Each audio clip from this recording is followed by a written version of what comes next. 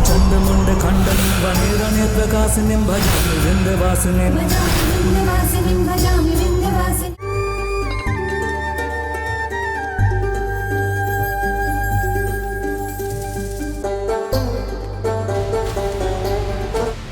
केकर बियाह अब कुछ समझनी ना।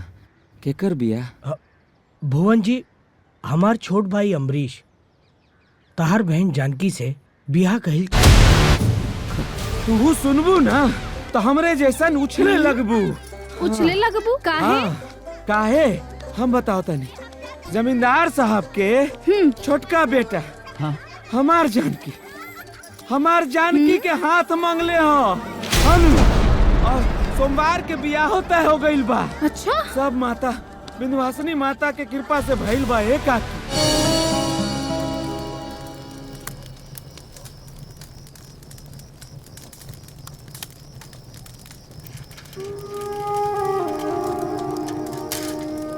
अरे भैया आ गई नहीं, हाथ मुंह धोला, हम खाना लगा देता नहीं। हाँ हाँ।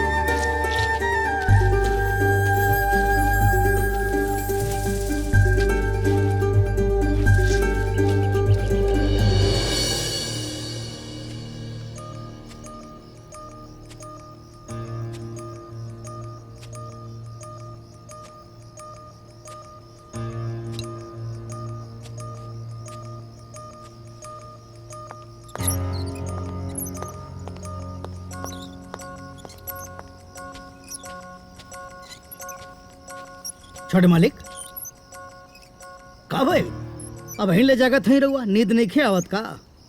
ना ना, ऐसा कोनो बात नहीं खे। अच्छा, वो मंदिर में कौन लड़की रहल? मंदिर में?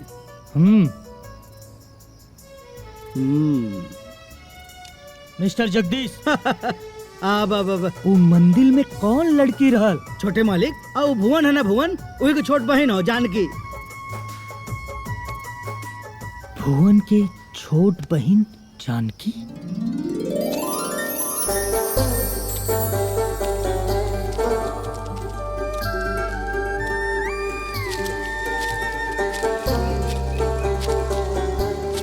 भैया हाँ, हम मंदिर जा रहल बानी। तो काला कपड़ा पहन के जाए के का जरूरत बा? मंदिर लाल न पहने के चाहिए। भैया लाल काला में का रखल बा? ठीक। अच्छा सुना, सांझी के घरे टाइम से आ जाइया। अच्छा जा, 1 घंटा में आवतन।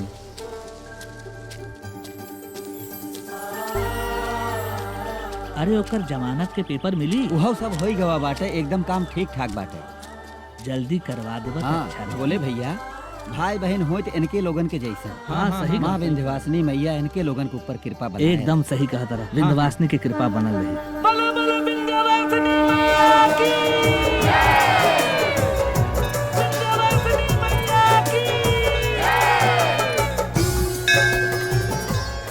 Thank you. अच्छा जी, आप वो दिन मंदिर में बहुत अच्छा गावत रहे। जी धन्यवाद।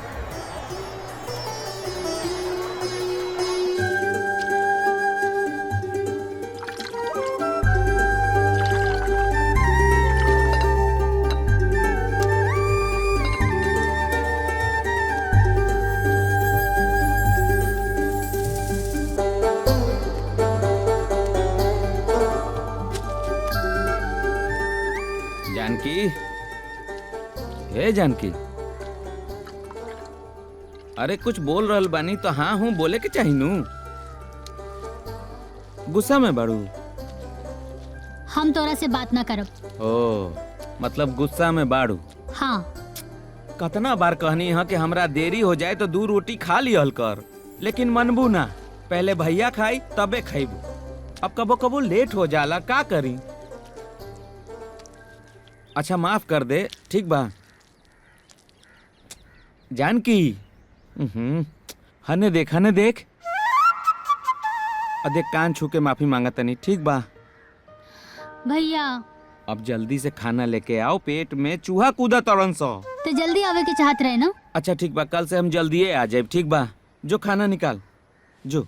हाँ। सुन सुन सुन, हथवा धो के निकलिए खाना, ना तो गोबरे आ जाए खाना में। पता बा हमरा के, इतना बुड़बक नहीं की। हाँ तो जो।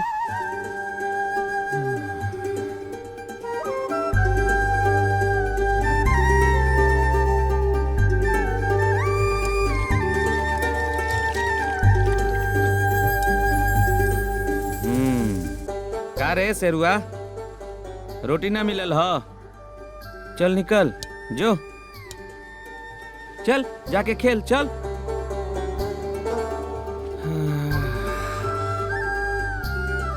लिखाई। वाह वाह वाह, बहुत बढ़िया। बैठ, आओ तनी तनी गैया के देके।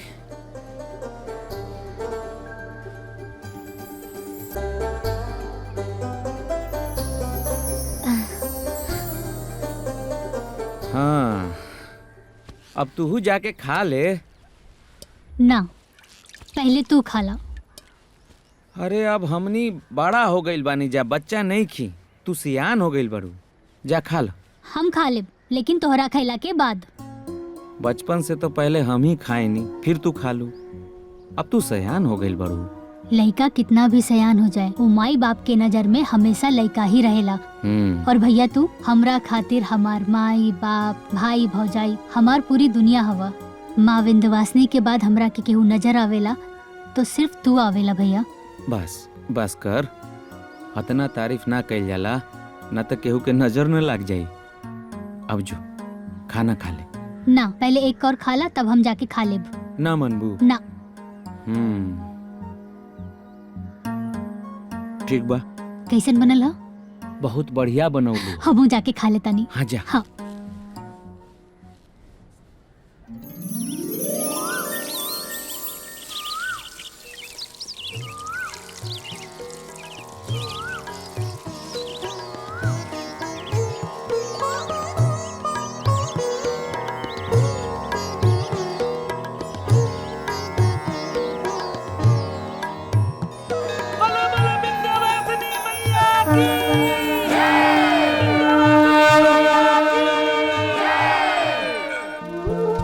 अरे भुवन, हाँ? का हाल बा हो?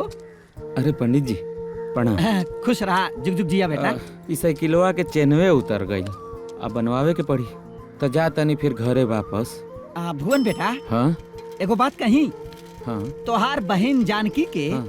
40 मंगलवार के व्रत विधिवत पूरा हो गइल बा। का बात करत तनी? 40 बार दिन वाला व्रतवा पूरा हो गई? हाँ हाँ हाँ। माँ विंध्यवासिनी के कृपा से देखी हो, हाँ हाँ। ओकर एक दिन बहुत बड़हन घर में बिया होई। हे पंडित जी, हाँ, अगर ऐसन हो जाई नु तो हम सारा काम धंधा छोड़ के माता विंध्यवासिनी के पैर में अपन सारा जीवन लगा दे। काश ऐसे ही होखे।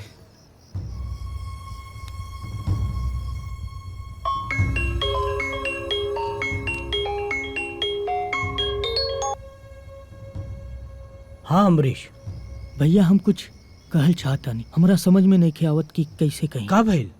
कोनो प्रॉब्लम? भैया प्रॉब्लम तो नहीं थे बाकी, लेकिन रउआ के ना बताइब तब प्रॉब्लम हो जाई। बताइबा कि सिर्फ पहली बुझाइबा? भैया पहले आप वादा करी, मनबे ना? ठीक है, चल हम वादा करत आनी कि तोहार हर प्रॉब्लम सॉर्ट आउट करब। भैया हम गाँव में आइल लनी, एगो लड़की के देखनी और ओकरा से प्यार हो गई। तो भैया हम ओकरा से शादी करल चाहतानी।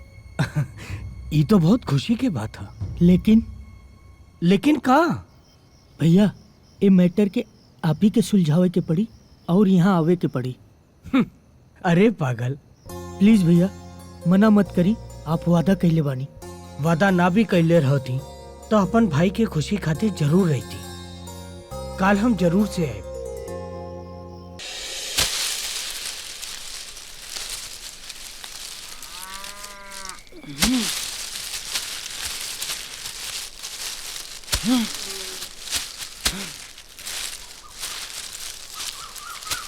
अरे भुवन बाबू, राम राम। अरे जगदीश जी, आई आई आई, बैठी बैठी बैठी बैठी बैठी। हाँ दरअसल देखी देखी, पहले आराम से बैठी, सुस्ता ली, जलपान करी, फिर रउआ जो बोलब हम सब सुनब। और रउआ लोग के तो दर्शने दुर्लभ हो गइल बाब। ये जानती तनी चना गुड़ खिलावा जगदीश बाबू के। अरे भुवन बाबू, अब का बताई, शहर से गांव, गांव से शहर करत करत जवानी कब बुढ़ापा में तब्दील हो गई पता नहीं चलल। रउआ लोग भी तो बड़ा व्यस्त रहे नी। हैली गुड़ चना। अरे एक का जरूरत रहे, अब गरीब आदमी के घर में तो गुड़े चना न मिली सरकार। देखा ना, गरीब कह के ना अपमान मत करा। अगर गरीब समझती, भेदभाव समझती तो ऐती का से तो बा खाई।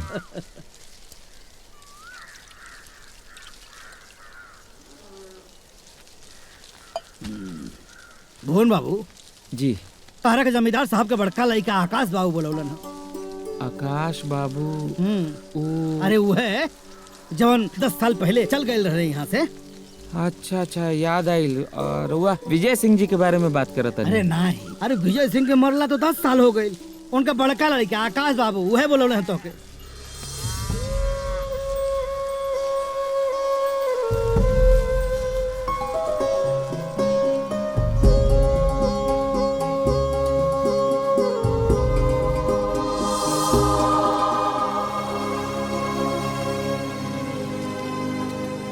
मालिक, ये हम भुवन। भुवन, अच्छा, ये बड़का मालिक और छोटका मालिक। प्रणाम। आई बैठी। प्रणाम जी। हाँ बैठो। जी। अरे अरे नीचेवा कहाँ बैठे था? ऊपर बैठो बैठी। बैठो बैठो बैठो। उठा। अरे मालिक ऐसे ना हो। हाँ डरा मत, बैठो। पंडित जी, जी जजमान। ब्याह खातिर कवन दिन शुभ बा? जजमान, आवे वाला सोमवार के दिन ब्याह खातिर बहुत शुभ दिन बा। ओकरे बाद 6 महीना तक कौनो शुभ दिन नहीं खे जजमान। 6 महीना तो हम इंतजार नहीं कर सकत। आज सोमवार है और अगला सोमवार ब्याह के मुहूर्त बा। ठीक बा, रउआ चली। प्रणाम। जी जजमान। जी पालागी। जी आशीर्वाद, माई कृपा बनौले रखें। ब्याह के मुहूर्त अगला सोमवार है, ठीक बा? केकर बियाह? अब कुछ समझनी ना। केकर बियाह? भुवन जी, हमार छोट भाई अम्बरीश तहार बहन जानकी से ब्याह कहिल चाहत बाड़े।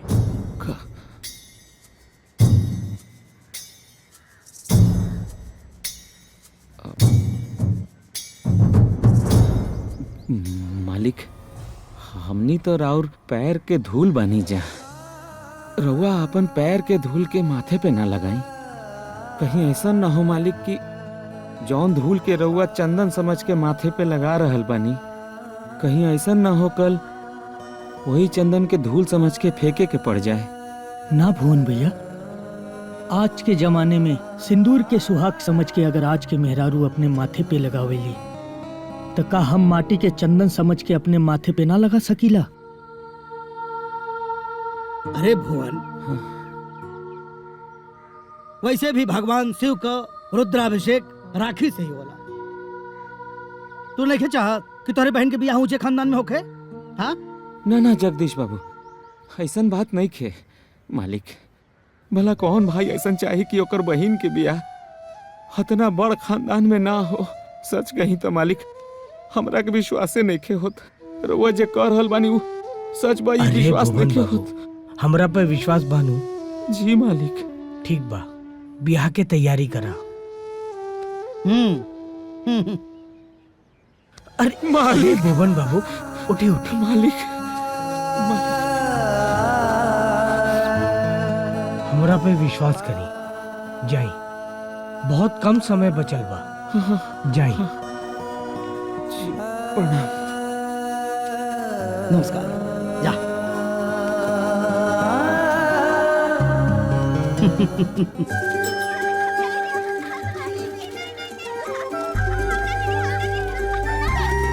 अरे तेरी ठीक से बांधा खींच के। ए काका, ए काकी, रुका रुका रुका रुका रुका अरे, रुका ये तो काकी। हुआ ना। एने सुनो। हाँ, ए काकी। अरे प्रणाम का काका। हो गइल बाबू? काकी हो। काकी। अरे कुछ बोलबा? अरे पता बा आज का भई? अरे पहले तनी सांस तो लेला बाबू। अरे सांस लेवे के तो फुर्सते नहीं खे काकी। हाँ ऐसन का भइल? तू सुनबू ना तो हमरे जैसन उछले लगबू। उछले लगबू काहे? हाँ, काहे हम बताओ तनी। जमींदार साहब के छोटका बेटा हाँ।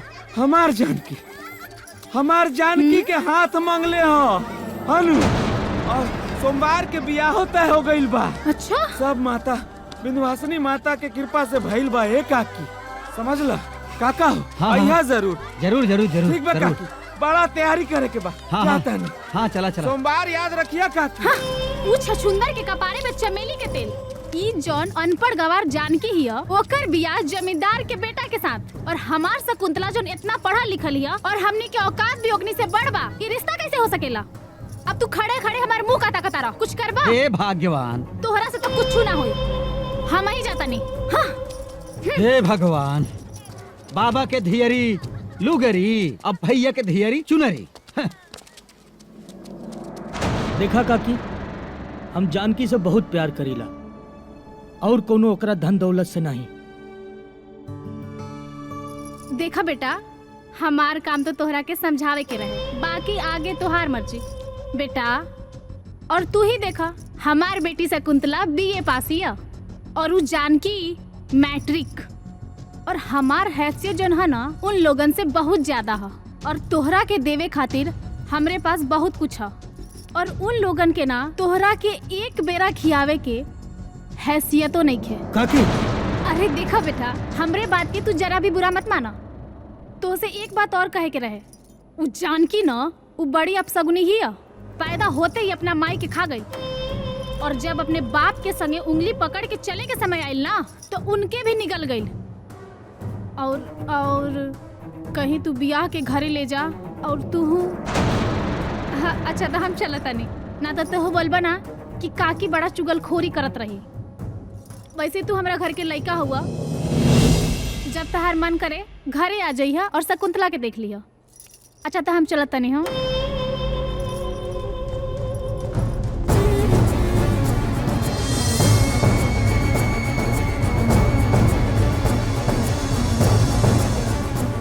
तोर दिमाग तो ठीक बा ना? पहले गाय खरीदे के तोरा के 2000 रुपया देले रहनी, ब्याज दिहल त दूर, ओकर मूलधन भी तो अब तक ना चुका पौले और फिर कर्जा मांगे आ गईले। लाला जी, एक बार खाली हमार बहिन के बियाह होके दी, फिर तो हम अपन खून के एक एक कतरा लुटा के और कर्जा चुका देव लाला जी। तजो अपन खून के कतरा बेच के अपन बहन के बियाह कर ले। हमार समय बर्बाद मत कर, जो यहाँ से। लाला जी, हमारी इज्जत अब रउए हाथ में बा लाला जी, रउए हाथ में बा। भाग जा।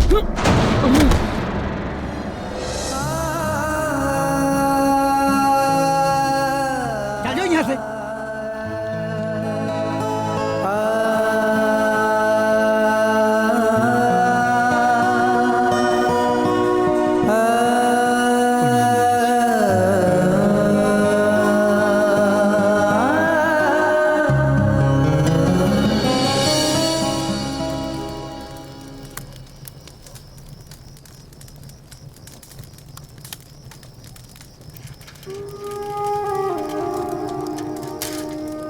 अरे भैया आ गई नहीं, हाथ मुंह धोला, हम खाना लगा देता नहीं। हाँ हाँ।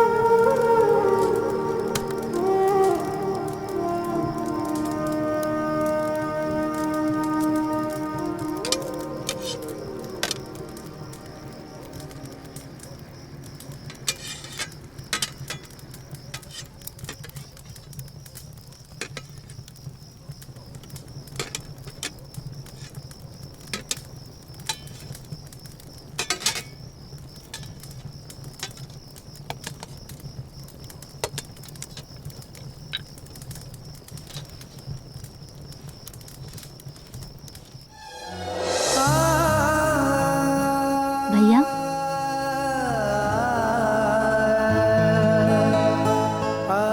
भैया हाँ का भाई कुछ ना।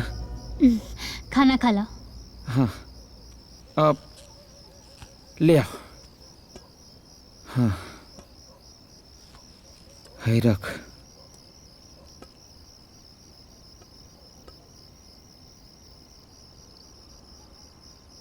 भैया हाँ कुछ भूलता नहीं। का भूला तनी? आज गाय की रोटी ना खियवनी। हाँ अरे हाँ ये तो हम भुलाइए गई नहीं। अबे खिला के आओ तनी। ठीक बा। पकड़ तो।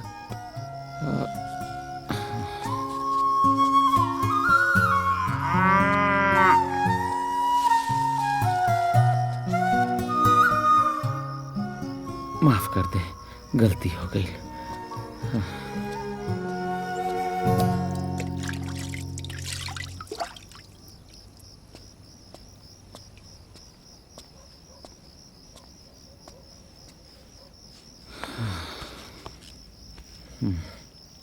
दे। का बात है भैया, बहुत परेशान लग रहल बानी। नाता हम कहाँ परेशान बानी? जब झूठ बोले ना आवेला ना तो ना बोले के चाहिए। तोरा चेहरा पे परेशानी के लकीर साफ साफ दिखता। सच सच बताई का बात बा? तो क्या हमार क्रिया? बात बात पे क्रिया खिलावे के का जरूरत बा? तहरा सिवाय हमार के हुआ और बा? बात बात पे क्रिया खिला दे बतारू। सच तो ई बा कि हम लाला जी के पास गईल रहनी, तहार बियाह खातिर उधारी मांगे। पैसा दिहल तो दूर, लाला जी हमरा के धक्का मार के भगा दिले। का? हाँ जानकी, गरीबन के इज्जत अमीरन के गोरबे में न होला। गरीबी बहुत बड़ा अभिशाप होला जानकी, बहुत बड़ा अभिशाप होला। अब हम का करी, कैसे कर पाई तहार बियाह? माई बाबूजी के मरला के बाद तहरा के पाल पोस के बड़ा तो कर देनी, बाकी माई बाबूजी के सपना, तहार अरमान हम कैसे पूरा करी? भैया हमार ब्याह की वजह से अगर और अपमान होता तो हम ही ब्याह ना करे। कहा? हम अपना भैया के कर्जा पर खुशी के डोली में नहीं बैठ सकत। हम कहा देता नहीं, हम ही ब्याह ना करे। पगला गई बाड़ू का? ऐसे कैसे बोल देलू कि ब्याह ना करब? अरे छोटा बाबू जैसा नेक इंसान, अतना बड़ा खानदान, बड़ा किस्मत वाला के मिलेला, और तू कह रहल बाड़ू कि ब्याह न करबू। तू चिंता जिन कर। हाँ माँ विंध्यवासिनी सबके सुनेली, हमनियों के सुनी। हाँ हमनियों के सुनी, हमनियों के सुनी। खाना खा ला। हाँ तू? अच्छा ठीक बा, अच्छा ठीक बा, हम समझ गए नहीं। ठीक बा, अब जो तू खा ले, दे पानी।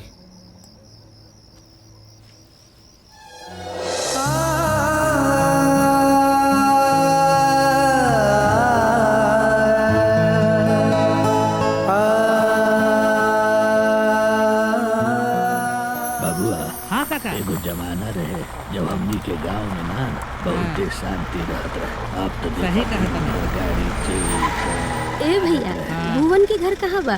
सीधे जाके दाहिने घूम जाए पहुँचे बा। अच्छा अच्छा, खुश रहो। हाँ। चला। भुवन की है इतना गाड़ी वाला आदमी की है जात हूँ। तू ऐजा से चल जेबे ना तो घर बड़ा सुना सुना लागी। तू अपने भैया के भुला तो न जेबे। भैया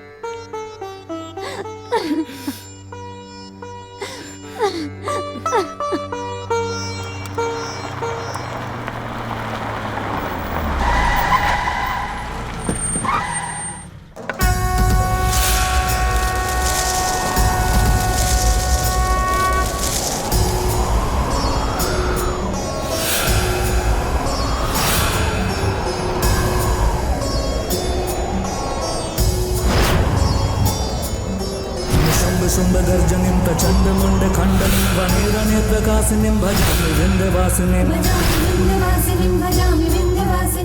भुवन, मत रो ए भुवन, मत। अरे भुवनवा,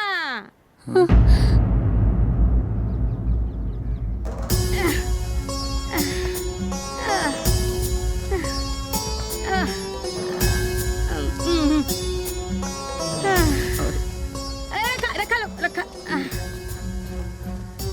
पहचानले नहीं? अरे हम मौसी हई।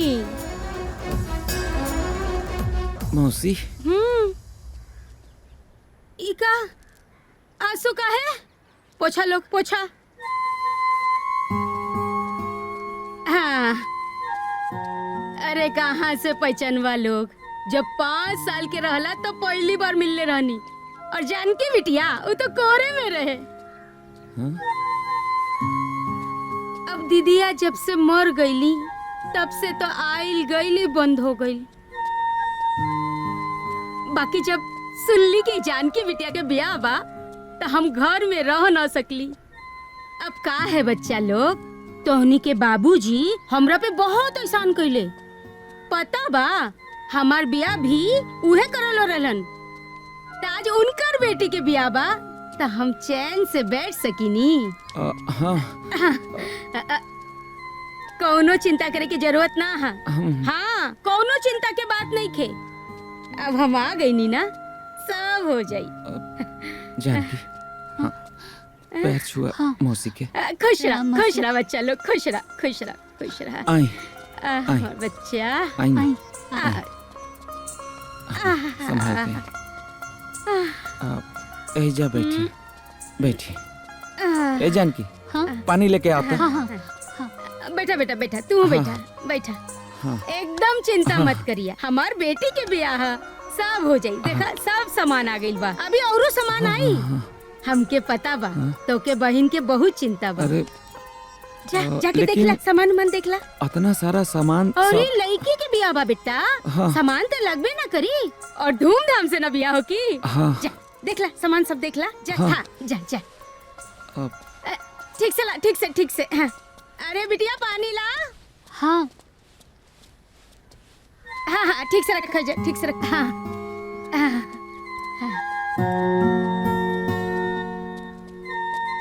बहुत धूमधाम से ब्याह करब तोर। आराम से। बेटा देख ले, कुल सामान उतर गइल ना। जा। जा। आ बेटा बैठ। बिटिया तू एकदम चिंता मत करिया।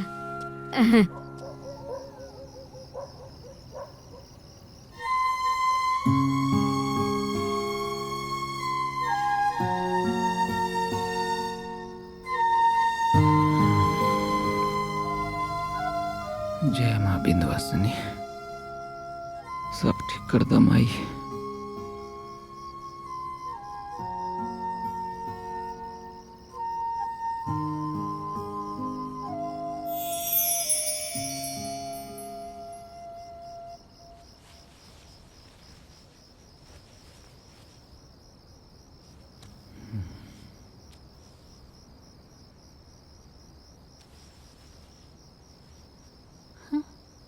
भैया,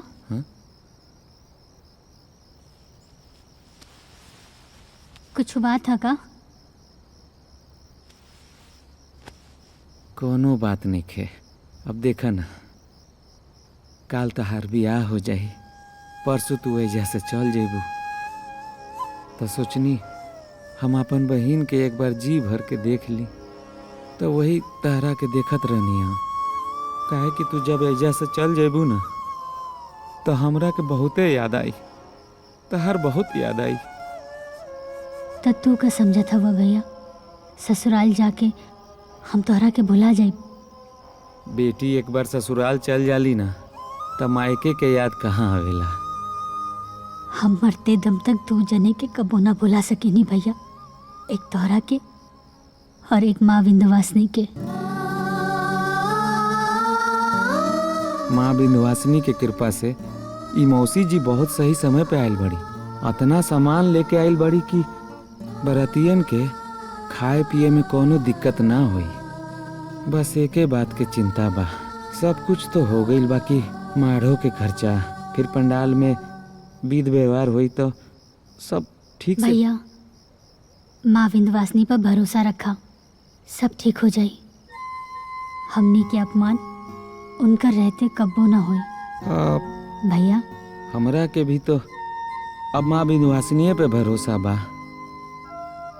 अब सब उनकरे हाथ में बा। माँ विंध्यवासिनी सब कुछ ठीक कर दी हैं, तू अब आराम कर। हाँ, सब ठीक हो जाई, आराम कर।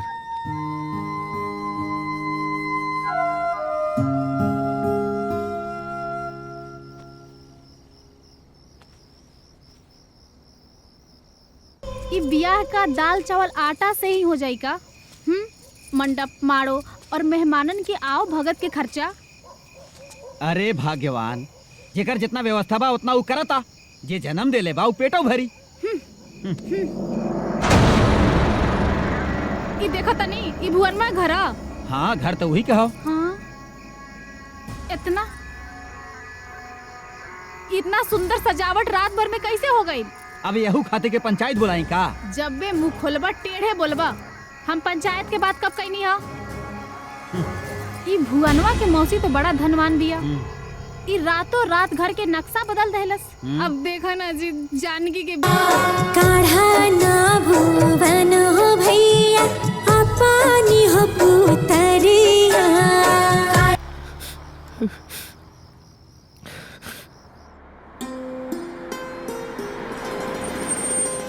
भौजी, हम तो सोचले रानी कि भैया की गाड़ी के पीछे एगो दूगो ट्रक भी होई।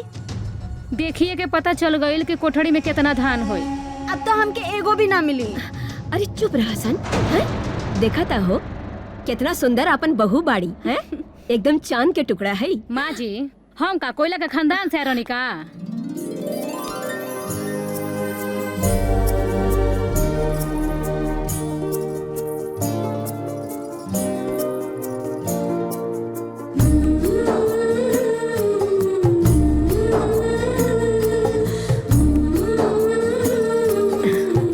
खुश रह। अरे दुल्हन, तोहार जगह हमार गोड़ में ना हमार दिल में है। आवा। भैया ऐसे कैसे अंदर जाइबा? तो कैसे जाई रे पगली?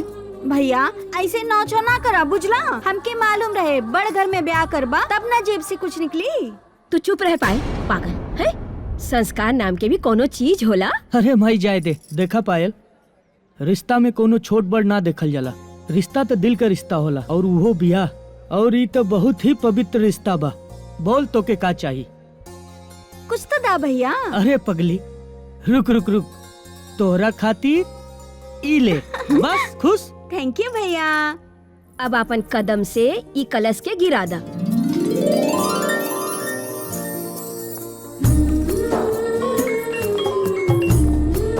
हेलो, हाँ अग्रवाल साहब। क्या? थैंक यू वेरी मच, थैंक यू। माई, हाँ? जानकी के घर में पैर रखते ही पूरा 2 करोड़ के मुनाफा हो गई। अच्छा, ये तो बहुत खुशी के बात बा बेटा। हम तक कहत रहनी कि हमार बेटा लक्ष्मी लेके आयल बा। अरे काहे के लक्ष्मी? संग एगो फूटी कौड़ी तो लेके आइले नहीं की। लक्ष्मी ए पायल चला। चुप रह। अरे बहू, एहनी के बात के बुरा मत माना, ये सब ऐसे ही बोलली। आवा।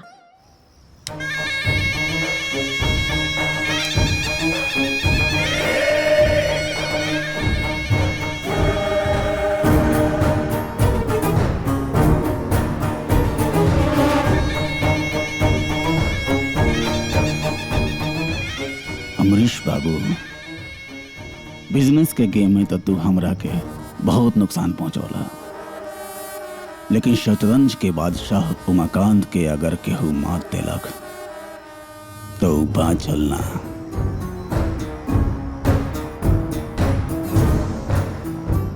मगर तू हमरा के पचल ना। हम ऐसन चाल चलब के चेक और मेट हो जाई।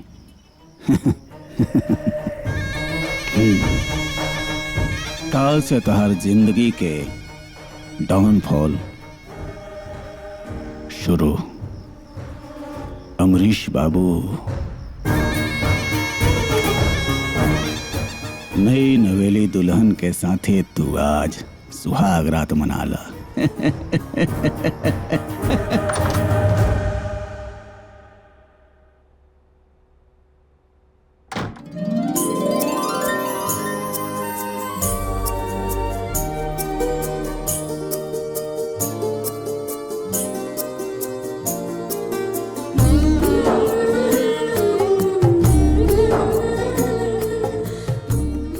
बहुत खूबसूरत है आंखें तुम्हारी, इन्हीं बना दो किस्मत हमारी। हमें नहीं चाहिए जमाने की खुशियां, अगर मिल जाए मोहब्बत तुम्हारी। पता ना देवर जी, वो लड़की वैसन का देखनी हो कि जाके बियाह कर लेनी हो। अरे कम से कम रउआ तो नीमन से देख लेती। हाँ? अरे संस्कार नाम के कोनो चीज बा कि नहीं है? ना लड़की के कुल खानदान के पता बा, ना घर दुआर के पता बावे। हो सकता अनाथ आश्रम से उठा के ले गई होखे, लेकिन एगो बात कह देता नहीं, एंगे चलत रही नू तो समाज में मुंह उठा के देखे लायक ना रहे सन। अरे काजल चुप रहा, चुप रहा। दूसर के बुराई के अलावे कुछ और आवेला कि ना? अरे अमरीश जानकी के पसंद कैले, कुछ समझ ले हुई तभी ना जाके ब्याह कैलस। रहल बात जानकी के, ओकर संस्कार के तो हमनी के घरे रही तो सीख जाई। अब रात हो गई, ढेर चबर चबर मत करा, सूते था। अरे हम चबर चबर करता नहीं ना, फूल झड़ता। अच्छा कोनो बात नहीं, देखे मनु की कितना संस्कार बहरे निकल के आवता। आज फिर मूड खराब करते हैं। साला 2 साल से मूड ही खराब होता।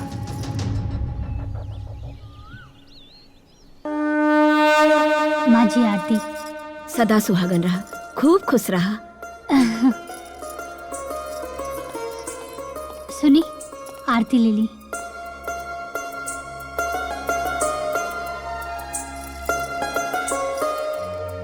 हे माई, कल्याण करा माई।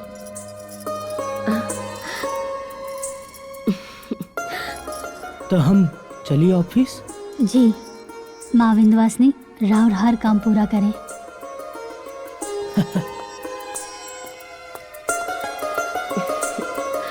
हाँ भैया। हाँ, खुश रहा, खुश रहा। देखला आकाश, कितना संस्कारी बहू बिया हमार। Good morning sir. Good morning. Hi, good morning sir. Good morning Divya. हाँ, क्या बात है सर, आज टीका वीका? आज आप टीका लगा कर आए हैं? मेरी वाइफ ने लगाया है। ओके, काफी संस्कारी है आपकी वाइफ। हाँ, पूजा पाठ बहुत करती है ना, इसलिए। ओके, लेकिन सर आपकी पर्सनालिटी पे ये सूट नहीं करता। अच्छा, तो दिव्या ये बताओ आज का अपॉइंटमेंट क्या है? ओके सर, वो मिश्रा जी के साथ आज आपकी अपॉइंटमेंट है, 4 बजे का मैंने मीटिंग फिक्स कर दिया है। अरे पायल, संस्कार के मामले में तो छोटकी भाभी छक्का मार देली। सब केहू उनके तारीफ करता, यहाँ तक कि बड़के भैया भी। का? अब तो हमके राउर चिंता होता, कहीं रउआ रन आउट ना हो जाए।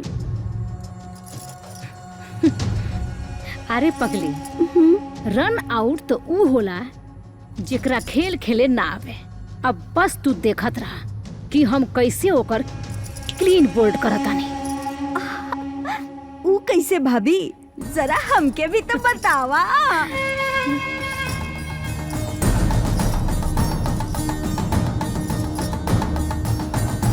ओहो हो भाभी, रउआ तो महान बानी। राउर तो एक ही गेंद में छोटकी भाभी तो रन आउट हो जाइए। वाह वाह वाह! बैठ के महबूबा के बाहों में ऐसा जोश आया, बैठ के महबूबा के बाहों में ऐसा जोश आया, पत्नी ने देख ली, ऐसियों में होश आया। वाह वाह वाह वाह! काका गोर लगता नहीं रउआ आइजा। काका आज से तोहार छुट्टी। काकनी हमार छुट्टी? हम तनिका अपन दिल बनावे खातिर एगो शेर शाड़ी का कह देनी, रउआ हमरा के छुट्टी देता नहीं। जिंदगी गुजर गइल ई घर के लोग के सेवा करत करत। रउआ बताई ई उम्र में हम कहाँ जाइब? अरे काका, हम ही घर से जाए कि नहीं की कहा? किचन से तोहार छुट्टी बा। आज से खाना हम बनाए। हाँ, रउआ खाना बनाई, बाकी बड़की बौरानी तो कबो किचन में गोरो न रखली हो। जाय दी रउआ, जाय दी, जेकर काम ओकरे सोबेला। नहीं काका, औरतन के यह काम है, हमरा के करी दी। ना रउआ जाई जाई। बड़ी मलकिनी देखी ना, बौरानी कहतारी कि आज से खाना ई बनई हन। हाँ तो ठीक बा ना, का बनावे द। अरे हमहू देखी कि हमार बहू के काका बनावे आवेला। बनावा बहू, बनावा। अरे बाकी, अरे बनावे द। अरे अरे काका अब हमार मदद करी और हमरा के बताई कि सबके काका पसंद बा। अच्छा, बड़े भैया के एकर तरकारी। अच्छा काका, अगर आज हम पहला दिन हाँ खीर बना ली तो? मुंह में पानी आ गइल। माता रानी के भी बहुत पसंद बा, तो हम पहले खीर ही बना लेत बानी। ठीक बा ठीक बा। हाँ। एमे दूध बा, हाँ। ओमे चावल बा, हाँ। आ चीनी उनी तो सब एमे भरल बा। ठीक ठीक। बनाई बनाई। रउआ एकदम देवी बानी। मंगरू काका, हाँ? तरह के भैया बुलावा तानी। भैया? हाँ। अच्छा। अरे छोटकी बहू। हाँ माँ जी।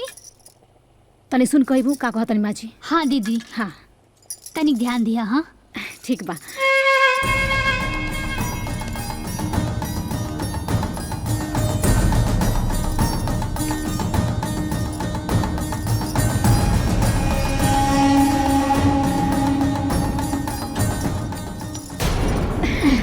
जानकी। हाँ दीदी। तू खीर इतना निमन बनई है नु कि देवर जी अंगुरी चाटते रह जाए। ठीक बा? हाँ।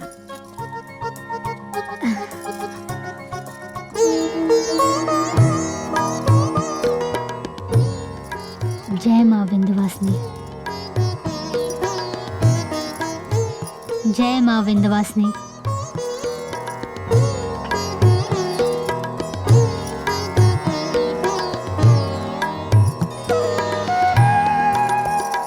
माता रानी, आज हम पहली बेर ई घर के रसोई संभल ले बानी।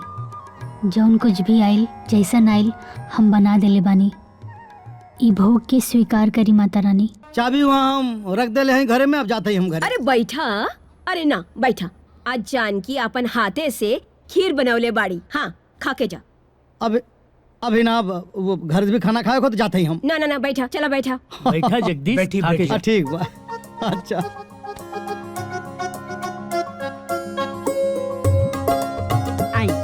आई बौरानी, आई आई। रउआ लोगन के खातिर खीर। जी ले खीर। हाँ। वाह भाई, बहू के हाथ के खीर बहुत टेस्टी बा। अरे तू लोगिन खड़ा काहे बाड़ू? हाँ, बैठा, बैठ के खा लोग। अम्मा जी देखी ना, हमरा तो भूखे नहीं के। अब आए तहार तो पेट भरल बने। उ कहा न माई, हम दोनों ननद भौजाई ना चाइनीज मंगा के खा ले बानी। तोहनी लोग के चाइनीज पच गई हो, पहले खा ले जा। बैठा। चला बैठा। हाँ बेटा। अरे खा के देखा कितना बढ़िया बनल है।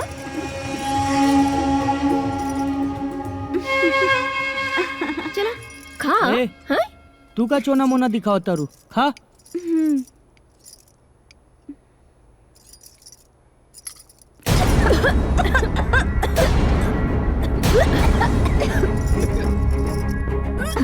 ये खीर में कितना नमक बा? एमे तो 4 किलो नमक डाले बिया। का खीर तो कितना स्वादिष्ट बनल है। अरे छोड़ा जाए दमाई, अच्छा खाना खाए खातिर अच्छा मूवी होके के चाहिए। पायल उठा यहाँ से। अरे लो ये बड़की माई जायदा, अब तो यह बात हो गई। एक औरत का तारीफ दूसरी औरत का छना लागेला का? अरे बड़की माई रहुआ ना कहनी हो, बड़का भैया कुल समझ गए। खीर स्वादिष्ट बा।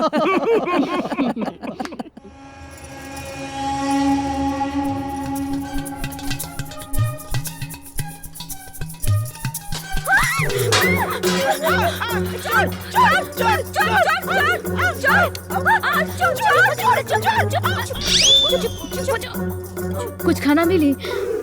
चोर ना चुड़ैल बारी। काका बहुते जोर से भूख लगल है, कुछ खाए के दी ना। जोर से भूख लागल इतना रात के हम कहाँ से लाए? भूख लागल बता। कुछ तो दे दो। कुछ तो होई, देखी तो सही। कुछ नहीं के बनावे के पड़ी। दीदी हम तोहनी लोगन के खातिर खाना निकाल के रख देले रहनी, खीर भी रखल बा। रवा लोग खा ली तो हमहू जाके खा ले। छोटी बौरानी रुआ जाई और अपन खाना खाई, भोजन करी। इतना रात के रुआ जागल बानी। जाए जाए जाए रुआ। हाँ जी। हाँ जाए। ई कुल रुआ ठूस जाई। ला खा ला। इतना रात के ठूस आल बानी। दी ना हमरा के। ये तो बहुत टेस्टी दी है। हमरा का, हम चिखे। मजा आ गई, बहुत टेस्टी बा। बहुते बढ़िया खीर बना। कैसे? ठीक बना सब? स्वाद बा ना? मंगरू काका, त्रिया चरित्रम पुरुषस्य भाग्यम देवो न जाने नमम नमामि। त्रिया चरित्रम। खीर में नमक बा ना? ना कि ना? मीठ बा। हाँ, मीठ लगे लगल। हो गई। एकरे कहल जाला, जस करनी तस भोगहु ताता, नरक जात में काहे पछताता।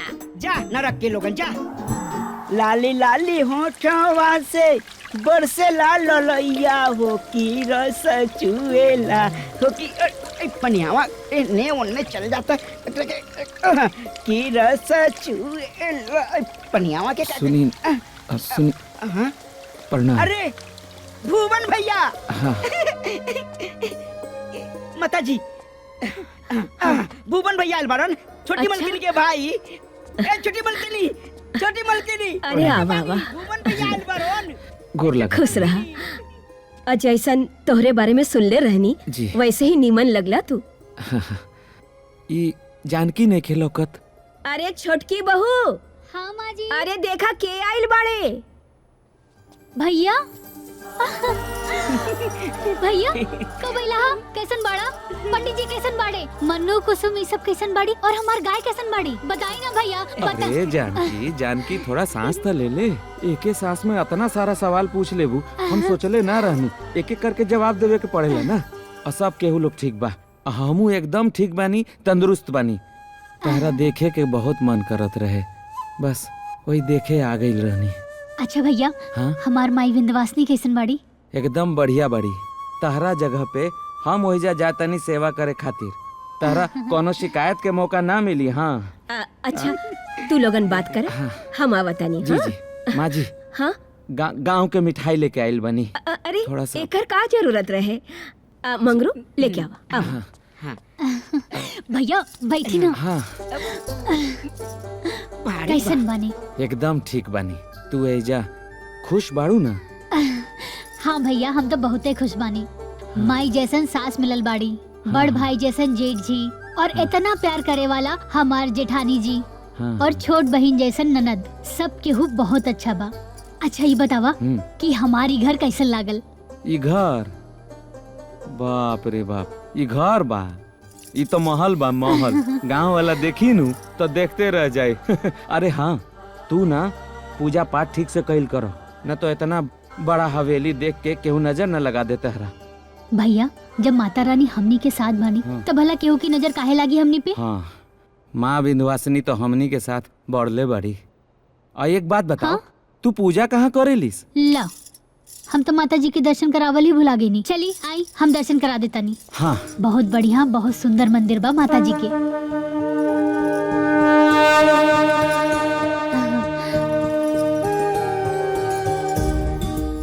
जय माता रानी। माई, ये हमार बहिन जानकी पे हमेशा अपन आशीर्वाद बनौले रही है। एकरा सिवाय दुनिया में हमार केहू नहीं खे माई। बचपन से लेके बियाह तक हर दुख सुख में राउर आशीर्वाद हमनी दोनों भाई बहन पे हमेशा बनल रहे। अब तू ही सोचा ना माई, अब हमार बहन हमार आँखी के सोझा तो रही ना, लेकिन 24 घंटा तहार आँखी के सोझा जरूर रही। तब बाकी के सारा जिम्मेदारी माई सब तोहरे ऊपर। हाँ, अब ना नुकुर मत करी। हाँ ठीक बा माई, तो सब संभाल दिया माई। हाँ माई, सब संभाल दिया। जय माता रानी, जय विंध्यवासिनी माई की जय। ली गर्मा गरम चाय ली। रहुआ हाँ, ली। हाँ, ली। इले। हाँ। एगो बात बोली माँ जी। हाँ। मंदिर में जे माता रानी के मूर्ति बानू बहुत सुंदर बा। पीतल के अतना बड़ मूर्ति हम कबो न देखनी। पीतल के ना बा बबुआ जी, सोना के। हा, सोना के मूर्ति बा। वो भी 1 करोड़ के। 1 करोड़? अरे 1 करोड़ से ऊपरे का बाऊ। बाप रे बाप, माता रानी के मूर्ति वो भी 1 करोड़ के? बहुते महंगा बा। अरे अरे भैया, प्रणाम प्रणाम। बैठे बैठे। कब आई नहीं? बस आजे आई नहीं। हाँ, और बताई कैसन बनी? सब ठीक बा। बस एगो बात बोले के चाहत रहनी। हाँ अमरीश बाबू जी, अब देखी ना होली आवे वाला बा। अब ब्याह के बाद जानकी के और राउर पहला होली न बा, त दोनों जन अगर गांव आ जाती ना त गांव वाला के बड़ा नीमन लागित। अब विंध्यवासिनी माँ भी खुश हो जाती। देखी भून भैया, हाँ, हमरा लगे बिल्कुल टाइम नहीं की। अरे का बात करत हवा अमरीश? हाँ, अरे जा, चल जा, बहू के भी मन लग जाए। भाई अमरीश चल जो, यहाँ के काम हम संभाल ले। हेलो, ठीक बा। जानकी, ऑफिस से बहुत अर्जेंट फोन आइल बा, हमरा के जाए के ही पड़ी। ऐसन भी का जल्दी, कम से कम माता रानी के दर्शन तक करके जाई। अरे तू बाड़ू ना, तू कर ला दर्शन, हम कबो और कर ले, ठीक बा? हेलो, हम आ रहे हैं।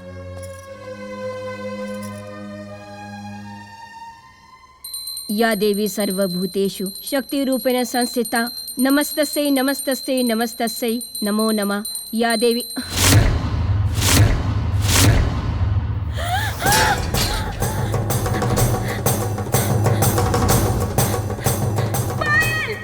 आकाश, बड़की बहू। अरे माई, देखा देखा, मंदिर से माई के मूर्ति गायब हो गई बा। अरे लेकिन मूर्ति गइल कहाँ? अरे हमके का मालूम? काले भुवन भैया सोना के मूर्ति सुन के चौक गए रहलन। कहीं हुए तो ना? अरे ना ना ना ना, वो ऐसा ना कर सकेला। अरे हम इंसान के पहचाने ली। तो का मूर्ति हम चुरौले बनी? अरे बहू, हम ऐसा कहा कहानी है। अभी छुटका भैया के फोन करी, दूध के दूध और पानी के पानी हो जाई। ना पायल, अमरीश के अहिला के बाद ही विचार विमर्श कइल जाए। दोनों परिवार के इज्जत के सवाल बा। अरे वाह, अब तो रउआ चोर भिखारी के इज्जत के ख्याल भी रखल शुरू कर दिले बने। काजल, भुवन जी गरीब जरूर हैं, भिखारी ना। और रहल बात चोरी के, तो जब तक साबित ना हो जाए तब तक केहू के चोर कहल उचित नहीं खे। हाँ भैया ठीक है कहा तारन। भुवन भैया कुछ कर सकेलन, बाकी चोरी कबो ना।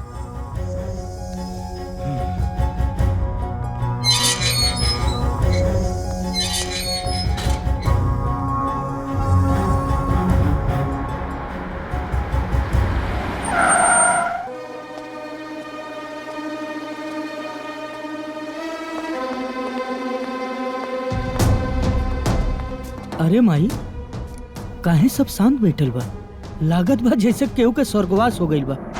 स्वर्गवास ही समझ ली। काजल, का काजल जी? का बात है भौजी, इतना नाराज काहे बाड़ू? देवर जी, हम हमेशा कोशिश करने की राउर सीता भाभी बने, लेकिन रउआ लक्ष्मण ना बन पाए।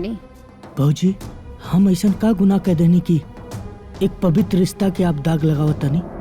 ई का बताइए भैया, हम बतावतानी। बिया हमेशा बराबर वालन के साथ होके के चाहिए। ए, का खचर पचर बतियाओ तारी रे? साफ साफ बताओ कि का भइल? बेटा हम बतावतानी। बताओ बताओ माही। बेटा मंदिर से माता रानी के सोना के मूर्ति गायब बा।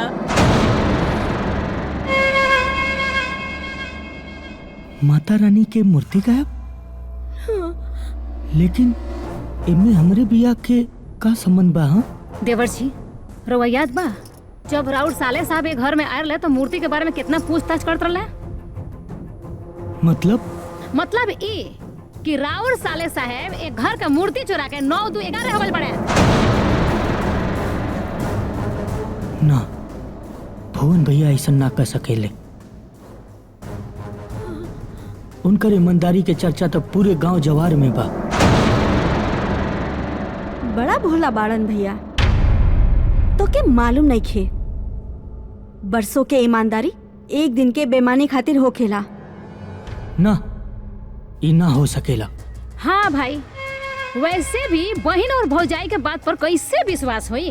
काहे से कि खून के रिश्ता पर मोहब्बत जे भारी होता, वैसे भी जोरू के भाई पर भला कोई कैसे इल्जाम लगाई?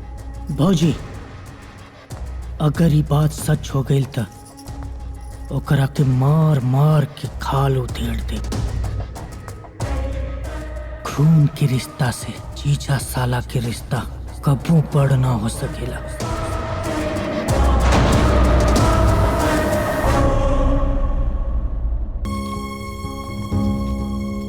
अम्मा जाए। अरे तू देखत रहा कमाल। प्रणाम दीदी। नमस्ते। नमस्कार मेहमान जी। हम वादा कैले रहनी ना कि हम जानकी के जल्दी लेके आ जाई, लेके आ गई नहीं। कोनो बात भइल का? रउआ लोग अतना चुप काहे बानी? का भाई जी? अरे रे रे रे, तू तो ऐसे कहता रो जैसे तेरा कुछ पते नहीं है। कौनो बात नहीं है, हम बताओ तानी। भाभी तू चुप रहा। काहे चुप रही? काहे चुप रही? कि हमार घर ना का? ए घर पर हमरो पूरा अधिकार बा। दीदी आखिर बात का बा?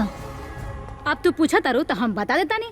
ई जौन तार भोला भाला देखल है भाई बानू, ई ए घर के मंदिर के माता रानी के मूर्ति लेके भागल बा। दीदी इल्जाम लगावे से पहले ई सोच ली कि केकरा ऊपर इल्जाम लगा रहल बानी और का इल्जाम लगा रहल बानी। ओहो, एकरे कहल जाला चोरी ऊपर से सीना चोरी।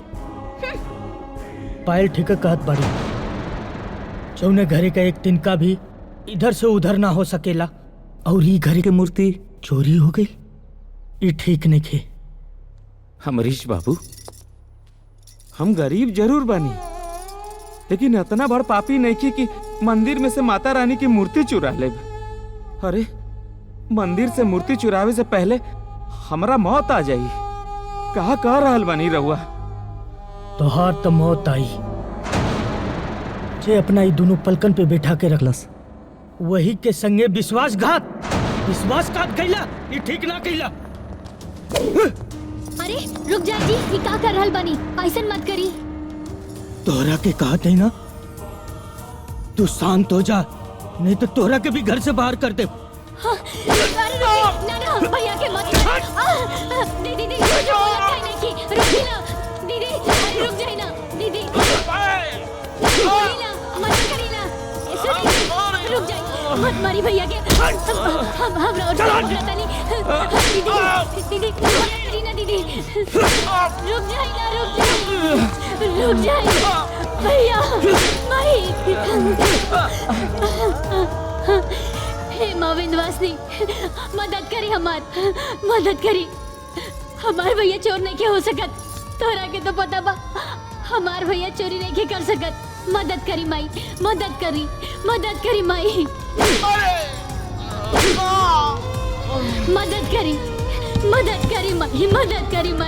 मदद करी।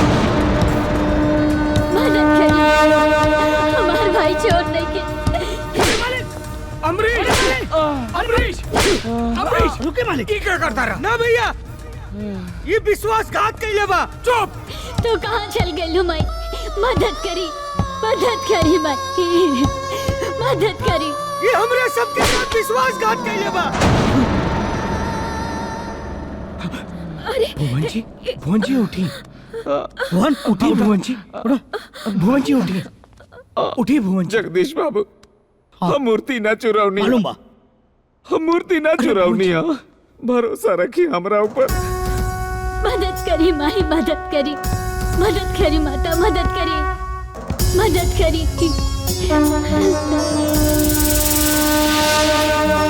निसंग सुंद गर्जनिं प्रचंडमुंड खंडनिं वनेरनिं प्रकाशिनिं भजने विंध्यवासिनीं।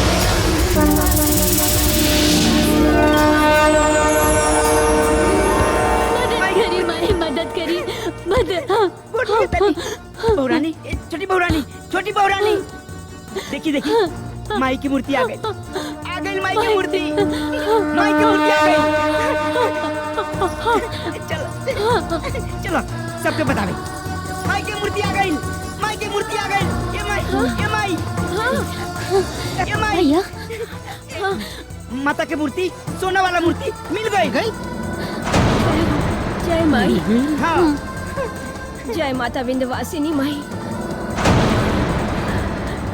बेटा भुवन, अमरीश के तरफ से हम माफी मांगतानी, हमार बेटा के माफ कर द।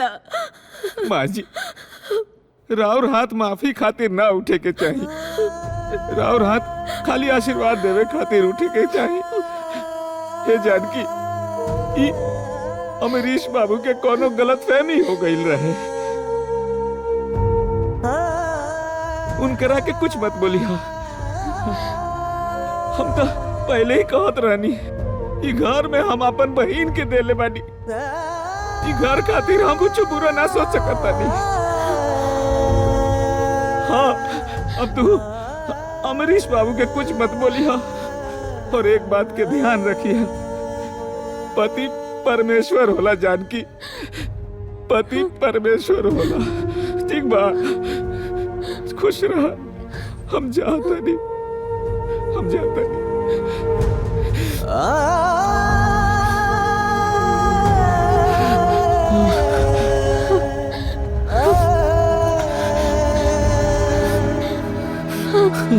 भैया,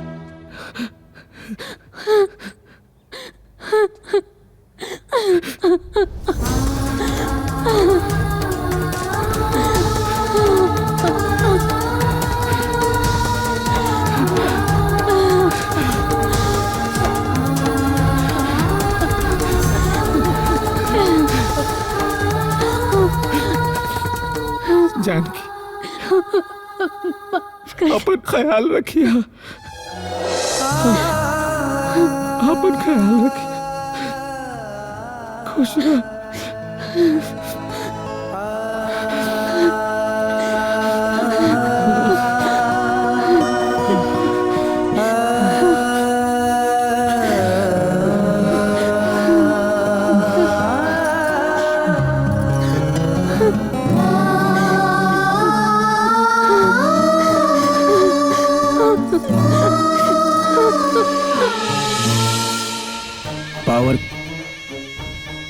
पावर खातिर पैसा के जरूरत पड़ेला। सुन ले बड़ू ना, पैसा जेकरे पास बा दुनिया ओकरे दास बा। काहे से कि सबसे बड़ा होला रुपया।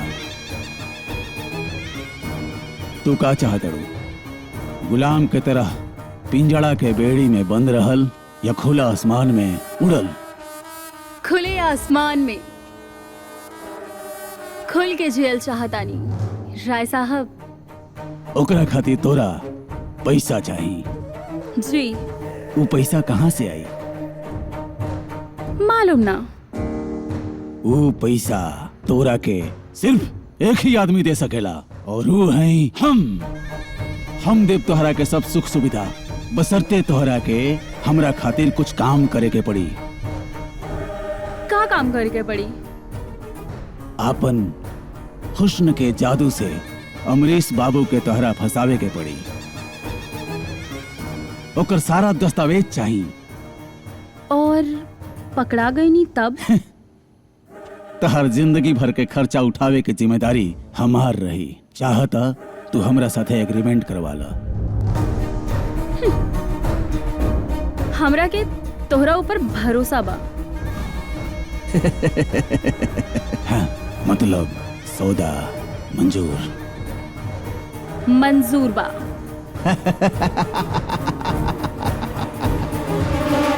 अमरीश बाबू के आज से उल्टा गिनती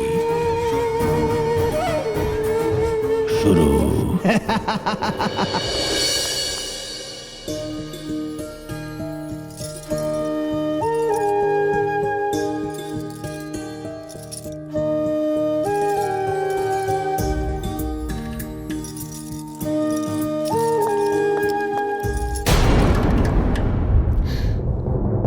आरती तो ले ले जाए।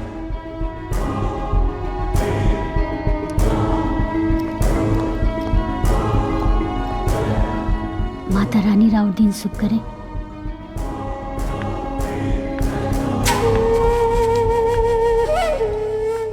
क्या बात है सर, आज आप बहुत टेंशन में लग रहे हैं। दिव्या ऐसन कोनो बात नहीं के। जुबा से आप कुछ बोले या ना बोले, लेकिन आपका चेहरा बता रहा है। और वैसे भी जब से आपने अपने माथे पे टीका लगाना शुरू किया है ना, तब से आप कुछ ज्यादा ही टेंशन में रहते हो। मैं आपकी पर्सनल सेक्रेटरी हूँ, तो मुझे ये भी पता होना चाहिए कि आपने अंडरगारमेंट्स कौन से कलर का पहन रखा है। यस, आप इतना चौंकते क्यों हैं? और पहले तो आप अपने सर से ये टीका मिटाइए, अदरवाइज मैं मिटा देती हूँ।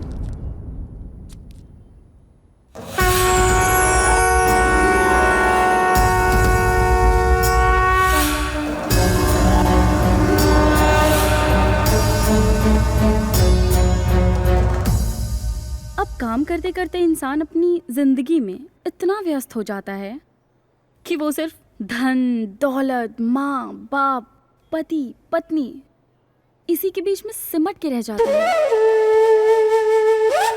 और वो अपनी खुशियों का बलिदान कर देता है। जिंदगी जीना सीखिए सर, जिंदगी जीना सीखिए, अदरवाइज जीने की कला नहीं मालूम है तो मैं सिखा देती हूँ।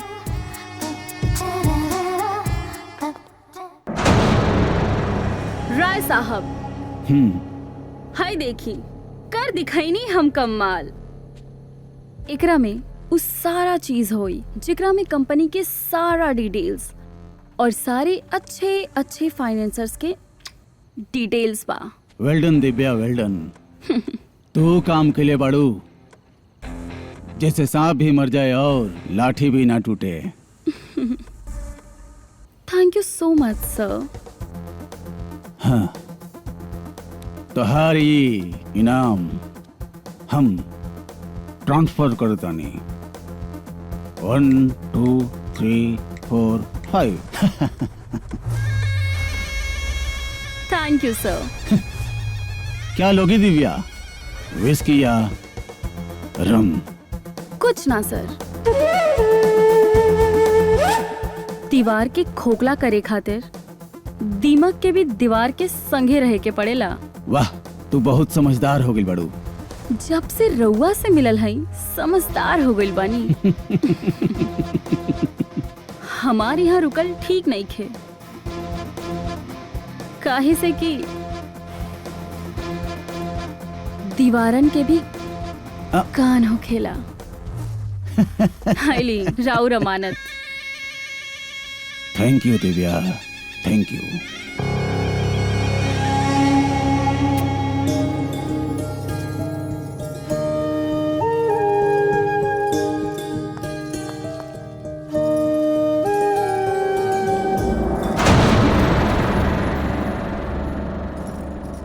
सुनी, आज हम करवा चौथ के व्रत रख ले बानी, सांझ के घरे जल्दी आ जाइब। बंद करी रोज रोज के नौटंकी। ई घर है कोनो मंदिर ना। इतना ही पूजा करे के शौक है ना, जाके कोनो मंदिर में बैठ जाओ।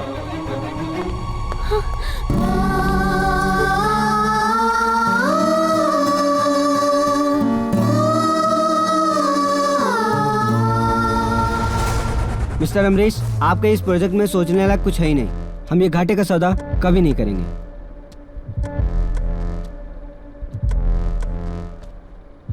बेवकूफ हो क्या? सटिया गए हो? अपनी जबान को लगाम दीजिए अमरीश बाबू। जिस छत के नीचे जहां आप बैठे हैं वो मेरी बदौलत है। बचपना छोड़िए मिस्टर कपूर। ये जो देख रहे हैं ना, ये मैंने अपने मेहनत और ईमानदारी से बनाई है। किसी से भीख नहीं मांगी है। ये आप नहीं, आपका घमंड बोल रहा है अमरीश बाबू। और अगर हमें इन्वेस्टमेंट करना ही है तो कोई अच्छे प्रोजेक्ट पे देख के करूंगा। चलिए यहाँ से। विनाश काले विपरीत बुद्धि। हाँ हाँ, जाओ जाओ। छोटे मालिक, अरे रोक लीजिए इनको। ये अपने पुराने फाइनेंसर हैं, अपने बुरे वक्त पर काम आते हैं ये। जगदीश जी प्लीज, ज्यादा नसीहत देने की जरूरत नहीं है। आप मेरे फैमिली मेंबर नहीं होते ना, तो आपको भी गेट से बाहर कर देता।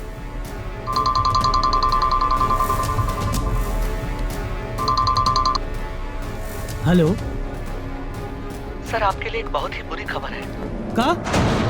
सर, अपने वो पुराने वाले कंपनी में शॉर्ट सर्किट की वजह से आग लग गई है। सब कुछ जल के खाक हो गया है, कुछ भी नहीं बचा सर। क्या? हो सके तो जल्दी आ जाइए सर। हाँ सर। क्या हुआ छोटे मालिक?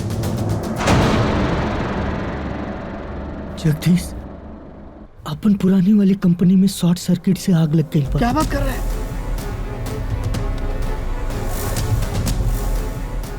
ये बतावा, इंश्योरेंस भइल है ना? ओकरा के जल्दी से क्लेम करा। छोटे मालिक, इंश्योरेंस तो ना हो पाई। अरे इतना दिन से कह रहा बानी आपसे कि रिन्यूअल करावे के इंश्योरेंस, लेकिन आपके पास टाइम कहाँ, बातें ही कहाँ सुननी। एकरा मतलब करोड़ों का संपत्ति जल के राख हो गई। ये ना हो सकेला जगदीश बाबू, ये ना हो सकेला।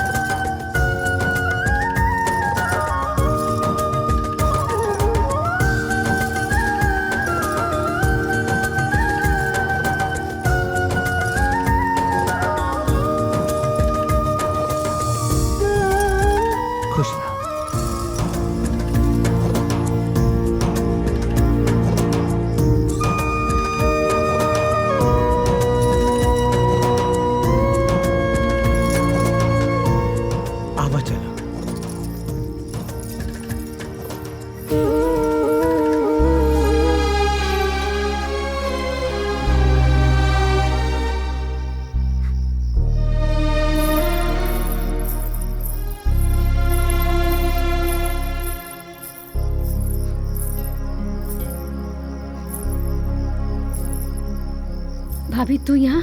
हाँ पायल, का बात बा? तोहरा आँख में आंसू? कुछ ना भाभी। अच्छा कुछ ना, तो फिर करवा चौथ के व्रत काहे रख ले बाड़ू? और ये आँख में आंसू काहे? भाभी, उनकर बहुत याद आ रहल बा। हर सुहागन अपने सुहाग की सलामती खातिर करवा चौथ के व्रत रखेली और ओकर व्रत तब भी सफल होला जब ओकर पति अपना हाथ से अन्न के दाना और पानी पिलावेले। भाभी, ऊ हमार नसीब में नहीं खन। हम अपन जिद के खातिर अपन घर उजाड़ लेले बानी। पायल, रोवा मत। सुबह के भूलल अगर सांझ के वापस आ जाए तो ओके भूलल ना कहल जाला। जब तू करवा चौथ के व्रत रख ले रहलू ना, तबे हम समझ गेल रानी कि तू किशन बाबू से कितना प्यार करेलू। पता बा, हम किशन बाबू के बुला ले बानी। किशन बाबू,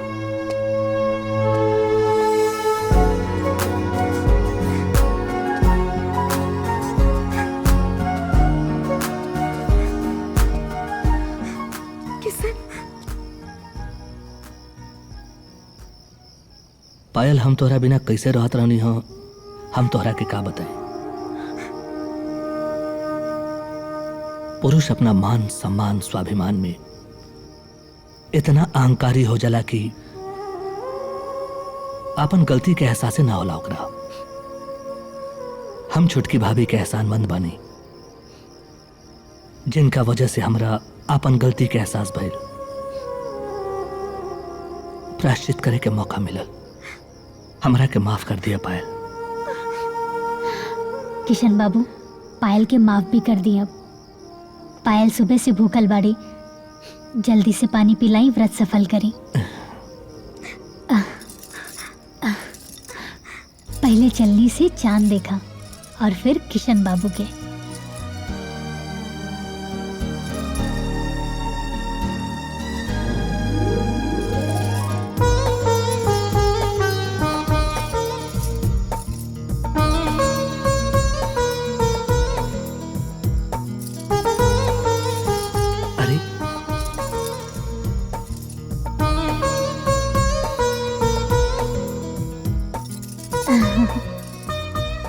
अच्छा, जाके किशन बाबू के खाना खियावा, हम आवतानी। हाँ, चलो।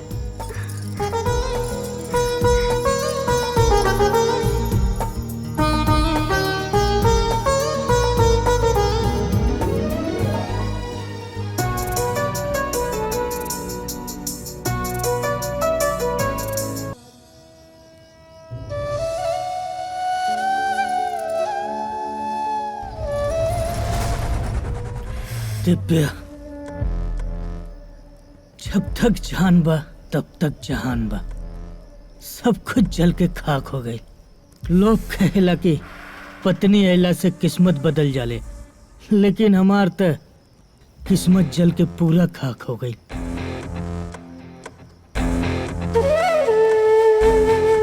हाँ? का सोचा तारू? हाँ, कोई बात ना सर, रउआ खाती तो हम बानी ना।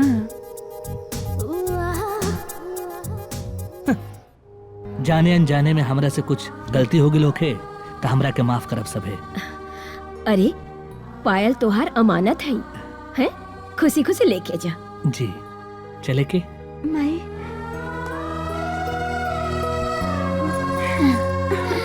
भाभी, हमेशा खुश रहिया।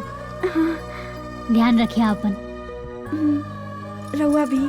हाँ। प्रणाम भाभी, प्रणाम। हम चलत तानी।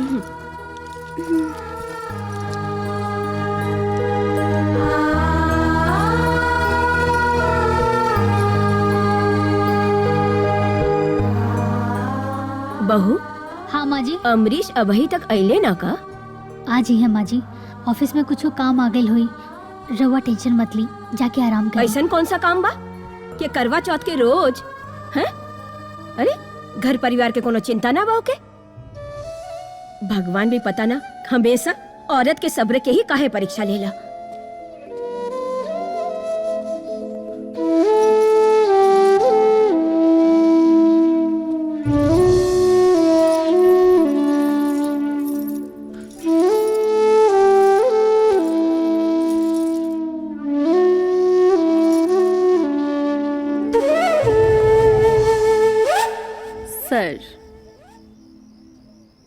रउआ के हम ड्रॉप कर देता नहीं, चली चले।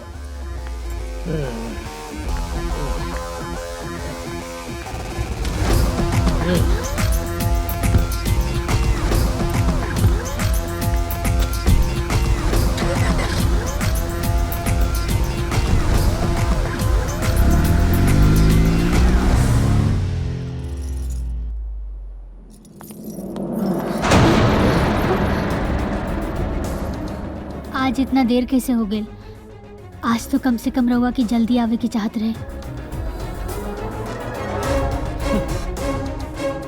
फिर तो हुए नाटक। अरे मनोज, तू चाहत कहा भी? अरे हमके बर्बाद कर दहलत तोहर पूजा और पाठ। आज हमार फैक्ट्री जल के खाक हो गई, सब कुछ बर्बाद हो गई, सब कुछ बर्बाद हो गई। बंद कर ये गुल्लाटा, बंद कर, बंद कर, बंद कर, बंद।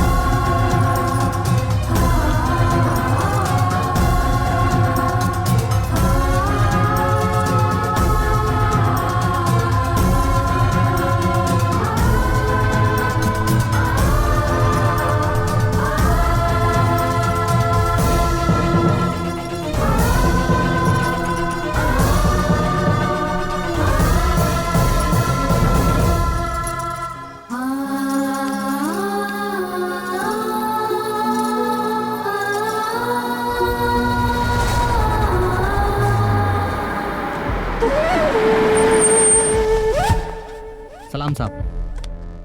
अच्छा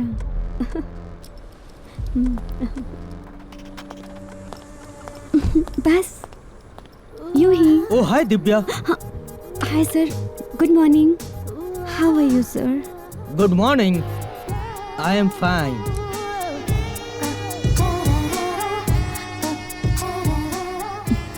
जैसा तुमने कहा था ना, वैसा ही मैंने किया।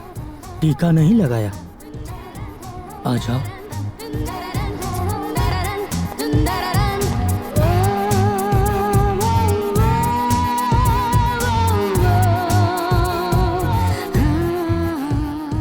बहुत हो गल रहो नाटक। खाली बबुनी के विदाई रहल है, यही से हम चुप रहनी है। अरे रउआ मालूम बा देवर जी रोज शराब पी के घरे आवतानी और कंपनी तो पहले ही जर गइल बा। अरे हम तो कहतानी कि अगर ऐसे ही चलत रही नु तो बहुत जल्द रहो लक्ष्मण जैसन भाई हमनी के रोड पर लाके खड़ा कर दी है, भीख मांगे का पड़ी। अरे खाली सुनते रहे कि कुछ बोलबो करे। हो गई तो हर प्रवचन खत्म। अरे काजल तोरा के का हो गई? तू चिंता मत करा, हम सब देख ले, सब देख ले हम, ऐसन कुछ ना होई।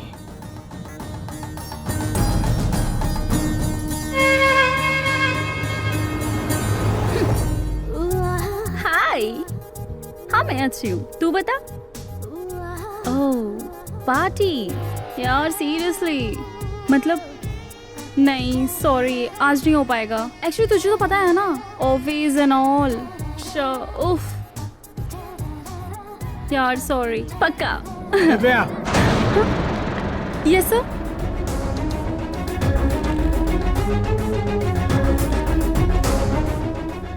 राय साहब को अंदर भेजो। सर वो तो आ ही नहीं आज। क्यों? सर पता नहीं। ऑफिस का कुछ कायदा कानून है कि नहीं?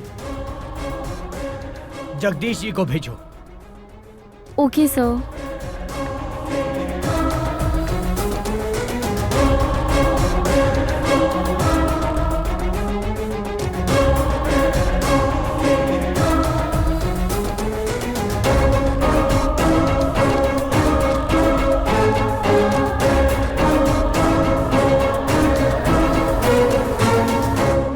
नमस्ते बड़े मालिक। जगदीश जी ये ऑफिस है कि क्या है? आकाश बाबू, उम्र का लिहाज करना पड़ता है। छोटे मालिक कहीं कुछ ना कह दें, डर लगता है इसलिए। क्या मतलब? जब मल्होत्रा जैसे आदमी को उन्होंने नहीं छोड़ा तो मैं किस खेत की मूली हूँ। उन्होंने नोटिस भेजा हुआ है कि 10 करोड़ अगर टाइम पर नहीं मिल गए तो मकान के सारे कागजात उनके पास है, नीलाम करवा देंगे। इतना सब कुछ हो गया, आप मुझे अब बता रहे हैं? आकाश बाबू, छोटी मुंह बड़ी बात, समझाइए छोटे मालिक को। अहंकार पतन का कारण है। छोटी सी फुंसी कभी भी नासूर बन जाती है। बेहतर होगा कि मल्होत्रा साहब के साथ समझौता कर लें। जगदीश जी आपके पास मल्होत्रा जी के हिसाब किताब का सारा लेखा जोखा है ना? हाँ सब है मेरे पास। आप मल्होत्रा जी से कहिए जल्द से जल्द मुझसे आके मिले। ठीक, ओके।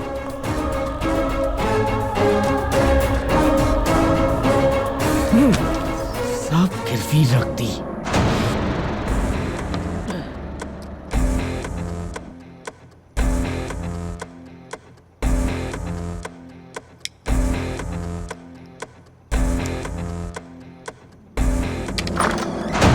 अमरीश! अमरीश!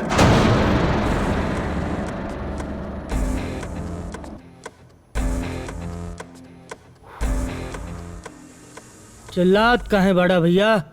ऐसन कौन आफत आ गई? ये सब कहा।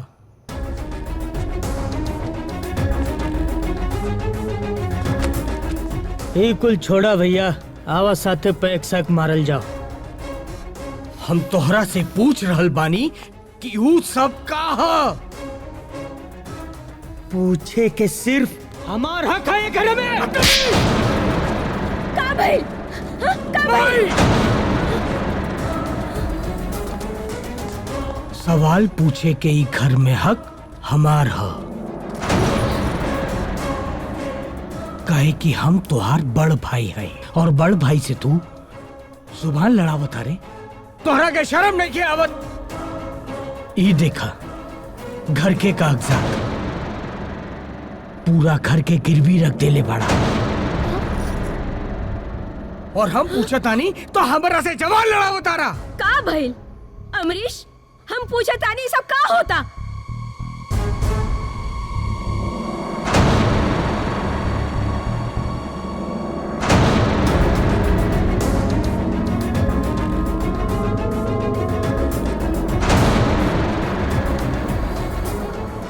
सब कुछ एकरा वजह से भइल बा। जब से ई कलमू ही हमारा जिंदगी में आइल बिया, हमार जिंदगी नरक बन गई बा। न जी सकीला न हम मर सकीला। इस सारा मुसीबत के जड़ सिर्फ ये भैया, सिर्फ ये एकरा के हम ना छोड़ा। तोहरा कहता नहीं ना, ये हमार व्यक्तिगत मामला है, इनमें दखल अंदाजी करे की जरूरत नहीं के। अमरीश ना, छोड़ दे। नहीं कहता नहीं ना, हम भूल जाए कि तोहार हमार बार रिश्ता कोनो। निशुंभ शुंभ गर्जनिं प्रचंडनिं प्रखंडनिं वनेरनिं प्रकाशिनीं भजामि विंध्यवासिनीं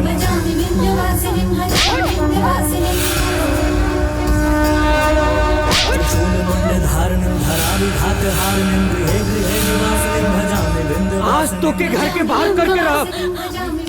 ऐसे मत कही रहुआ। अगर हमरा से कोनो गलती हो गई होगी तो माफ कर दी। हमरा के घर से बाहर ना निकाली। अगर ये घर से कुछ बाहर जाए तो हमारा अर्थी हमरा के यहाँ से चल हट, तो अर्थी निकली है घर से। चल छोटी बड़ा छोड़ छोड़ी ना, ऐसे मत करी। छोड़ दे, छोड़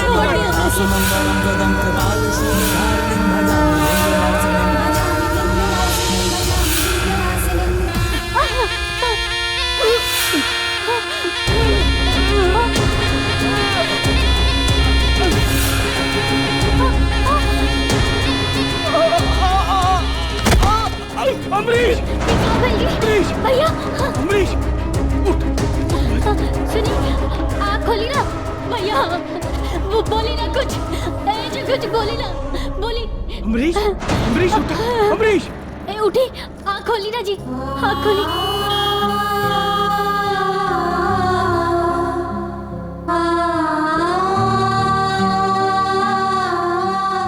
या देवी सर्वभूतेषु शक्तिरूपेण संस्थिता नमस्तस्यै नमो नमः।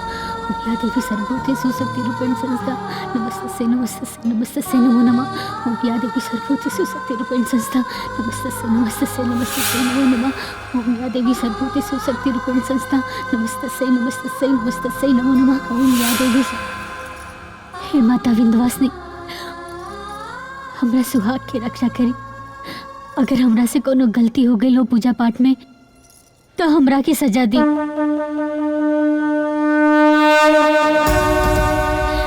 इनकरा के ठीक कर दी माता रानी, इनकरा के ठीक कर दी, इनकरा के ठीक कर दी माता रानी।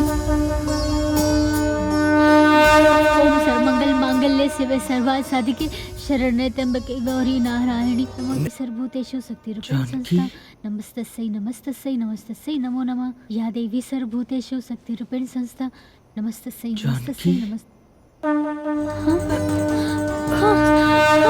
जय माँ विंध्यवासिनी, जय माँ विंध्यवासिनी। माता रानी हमार सुन लेनी। रवा ठीक हो गई नी जी, रवा ठीक हो गई नी जी। बस फिर तोहर चालू हो गई माता रानी, माता रानी। ऐसे मत बोली जी, आज माता रानी की कृपा से रवा ठीक हो गई बानी। ऐसे ना बोली।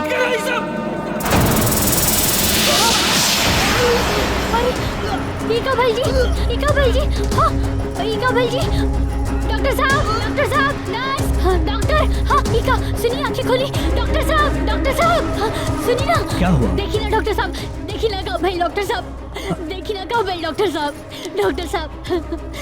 साहब, कुछ करिए ना डॉक्टर साहब, डॉक्टर साहब, कहाँ भाई डॉक्टर साहब,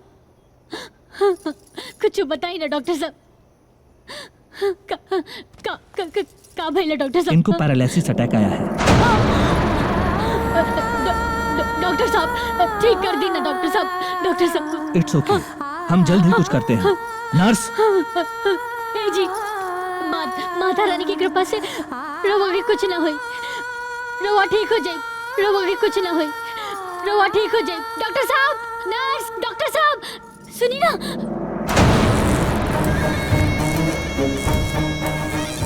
उमाकांत जी, आकाश हमरा के नौकरी से निकाल देले बा और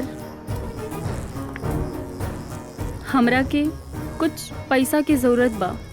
दिव्या रानी, जब घोड़ा लांगड़ हो जाला ना तो के घोड़सवारी के रेस से होके निकाल दिया जाला।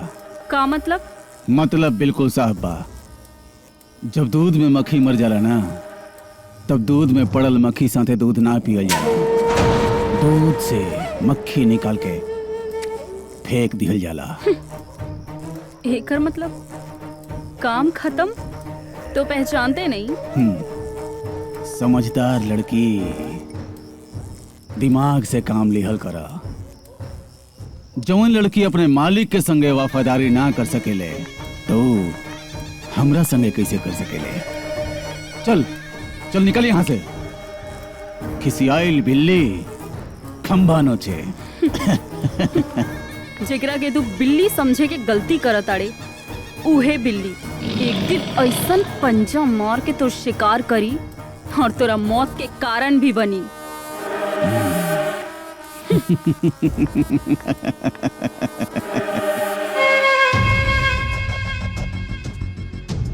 देवर जी,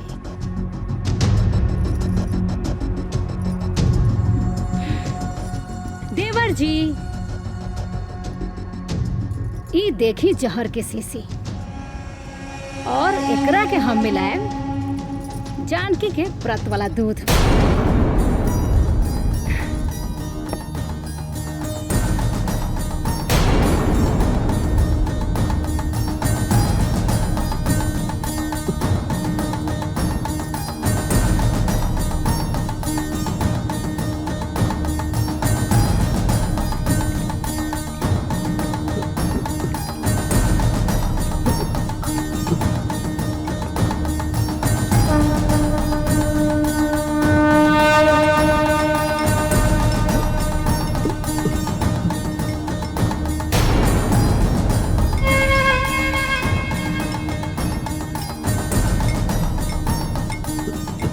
और ये दूध पियला के बाद राउर दुलरवी जानकी के हो जाए राम नाम सत्य।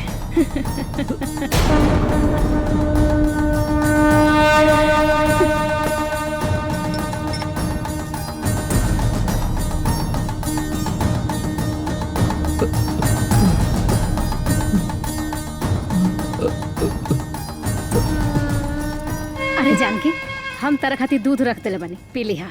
अरे का जरूरत रहा दीदी, हम खुदे ले लेती। कौनो बात नहीं है, लेकिन यहाँ से दूध पी लिहा, जी। ठीक बा?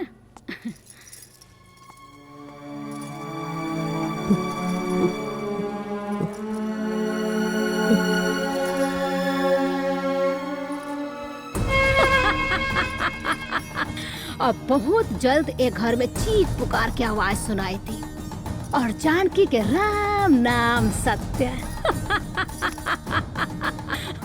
अब हम बनम ए हवेली के एक लौती मालकिन।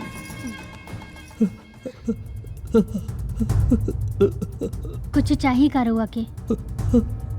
का कहे के चाहता नहीं?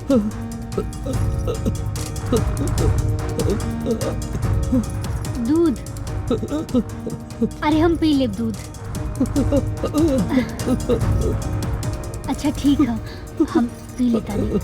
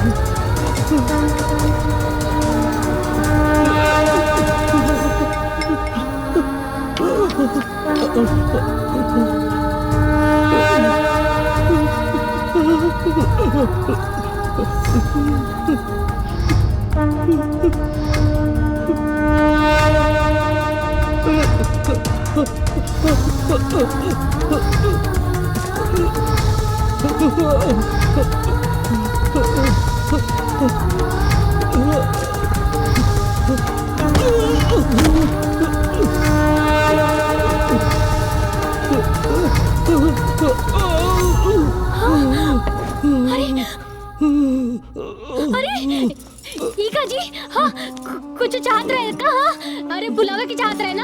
हाँ कितना बार कहनी कुछ चाहे तो हमरा के आवाज दी, बुलाई। हाँ चोट तो ना लगल? हाँ चोट तो ना लगल ना?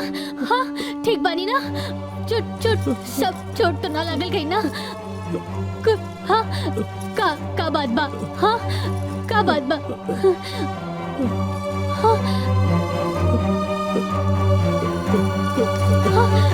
आराम से। मेहमान जी क्या अरे, करते भैया भैया देखी ना।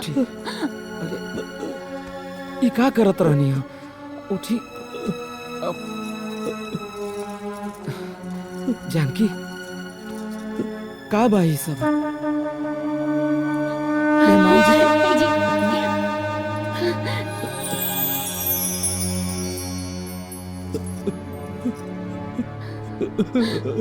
मेहमान जी ये का करत नहीं रहू?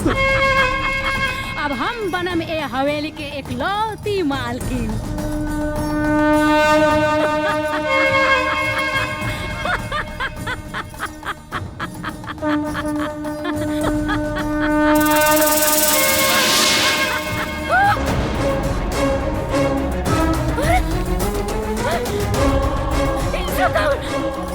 हे भगवान, ये सब इन हो सकला। माता रानी हमरा गलती के इतना जल्दी सजा इन हो सकला। बिल्कुल जानकी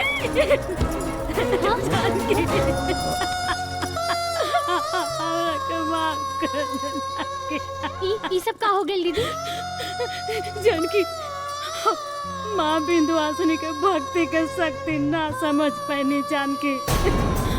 हम तरह के बहुत दुख दे बानी जानकी। ये सब हम बहुत बड़ पाप करे बानी जानकी। खीर में नमक और दूध माता रानी का मूर्ति भी इनार में हवाई डाले।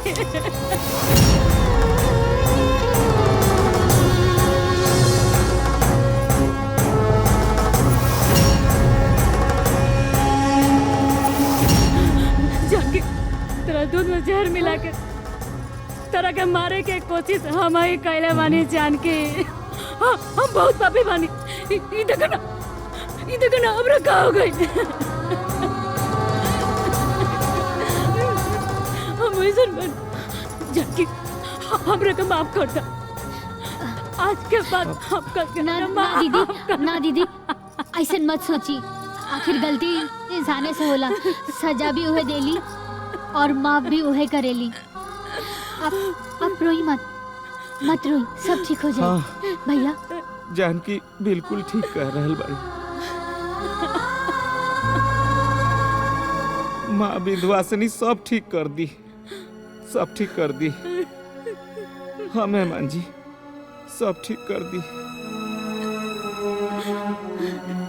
हम तो कहता नहीं कि एक बार माँ विंध्यवासिनी माँ के दरबार में जाके मत्था टेके के चाहिए। हाँ भैया जल्दी चली माता विंध्यवासिनी के दर्शन करे खातिर। सब ठीक हो जाए। हाँ। हाँ। सब ठीक हो जाए। ये सब ठीक हो जाए। हाँ सब ठीक हो जाए मेहमान जी, सब ठीक हो जाए।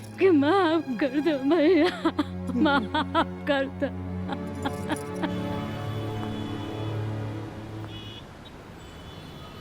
हमार हर चाल फेल काहे हो जाता।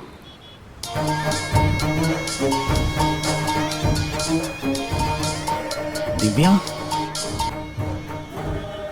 हेलो। उमाकांत जी आखिरी मौका बा। चाहबा तो हारल बाजी भी जीत सकेला। बोल। ऐसे ना तब पहले हमरा अकाउंट में 10 लाख रुपया भेजी, फिर तोर अकाउंट में। एकदम मूर्ख समझ ले बानी का? हमके सब मालूम बा। और वैसे भी काम होखला के बाद दूध में पड़ल मक्खी के समान फेंक देवे नहीं रहुआ। और हाँ, अगर मौका के रास्ता चाहिए तो डाल दी हमरा अकाउंट में, ना तो हम फोन रखा था नहीं। अरे ना ना ना ना ना ना रुका तारा के हम पैसा भेजता नहीं।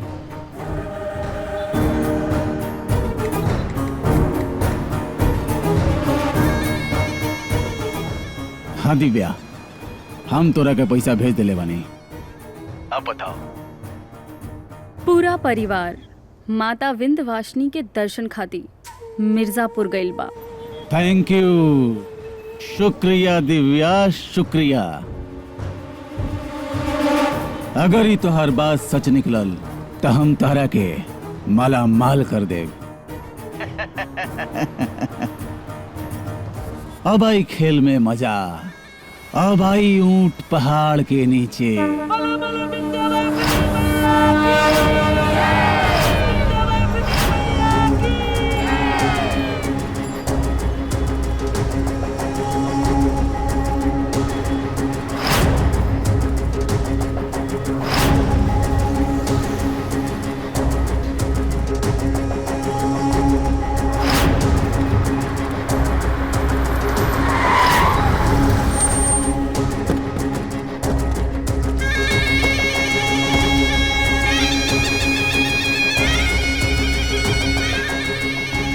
पकड़ लो सबके। चल चल। अरे ये बड़ा अरे छोड़ो, अरे छोड़ो हमरा के। अरे छोड़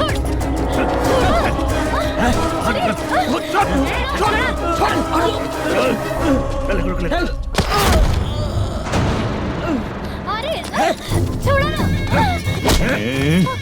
जी हमारे आँख में गड़ेगा ना, वो सीधा शमशान घाट पहुँचेगा। उमाकांत राय, तू ठीक नहीं की करत।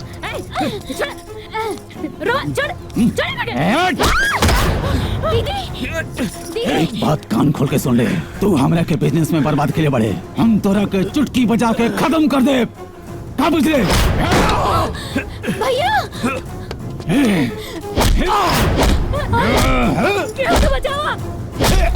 छोड़ दे, छोड़ दे हमार लड़का के, हम तुम्हारे गोड़ पड़ा था नहीं। छोड़ दे हमार जिंदगी के भीख ये भिखारी से ना, माई विंध्यवासिनी से मांगा। मांग विंध्यवासिनी माई से, अपने खानदान के भीख मांग बुढ़िया।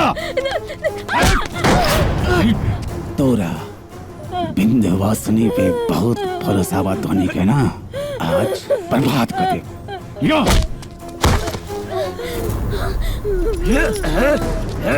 माँ विंध्यवासिनी मदद करी, माँ विंध्यवासिनी मदद करी।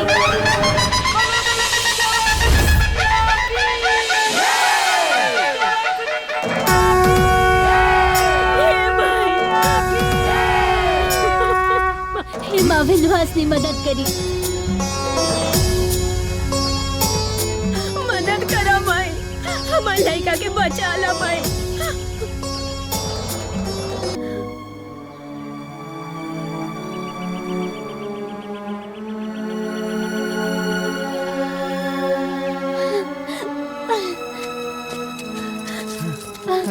रवा ठीक बनी ना?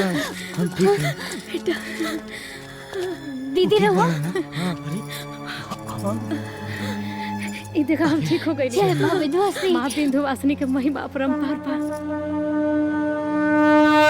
जय माँ विंध्यवासिनी।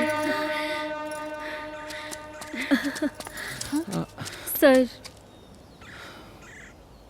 सब प्लीज मुझे माफ कर दीजिए। हमने ही इस कुत्ते को आपके फाइनेंसर्स के नंबर और कुछ ज़रूरी डॉक्यूमेंट्स दिए थे। मैं राय साहब के फितरत को अच्छे से जानती थी कि वो कंपनी के साथ कितना बड़ा धोखा कर रहे हैं, लेकिन कुछ निजी स्वार्थ के कारण मैंने आपसे कुछ नहीं बताया। सब प्लीज़ मुझे माफ़ कर दीजिए। मेहमान जी, दिव्या जी के अपन गलती के एहसास हो गई बा। हो सके तो इनकरा के माफ कर दी। सुनी ना जी, माफ कर दी। ठीक बा, माफ कहीं। हेलो। थैंक यू अग्रवाल साहब, थैंक यू वेरी मच। अमरीश, सब फाइनेंसर फाइनेंस करे खातिर तैयार बाड़े। अरे भैया, ये चमत्कार ना माँ विंध्यवासिनी का बा, और दूसर चमत्कार पाठ पूजा का फल मिलल बा। तो यही से एक बार जयकारा लगा दी। तो बोला माता विंध्यवासिनी की जय।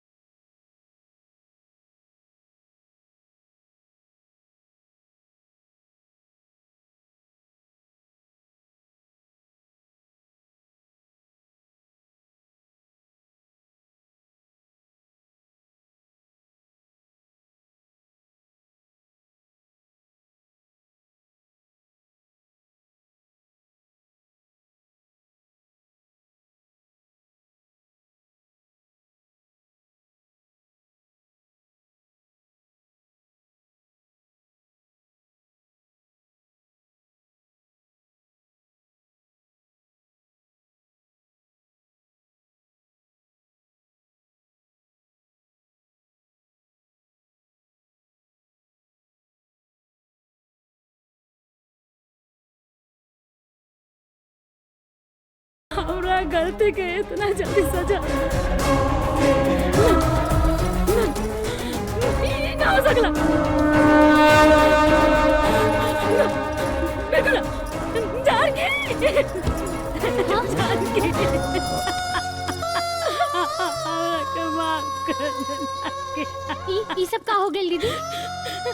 जानकी माँ बिंदुवासिनी के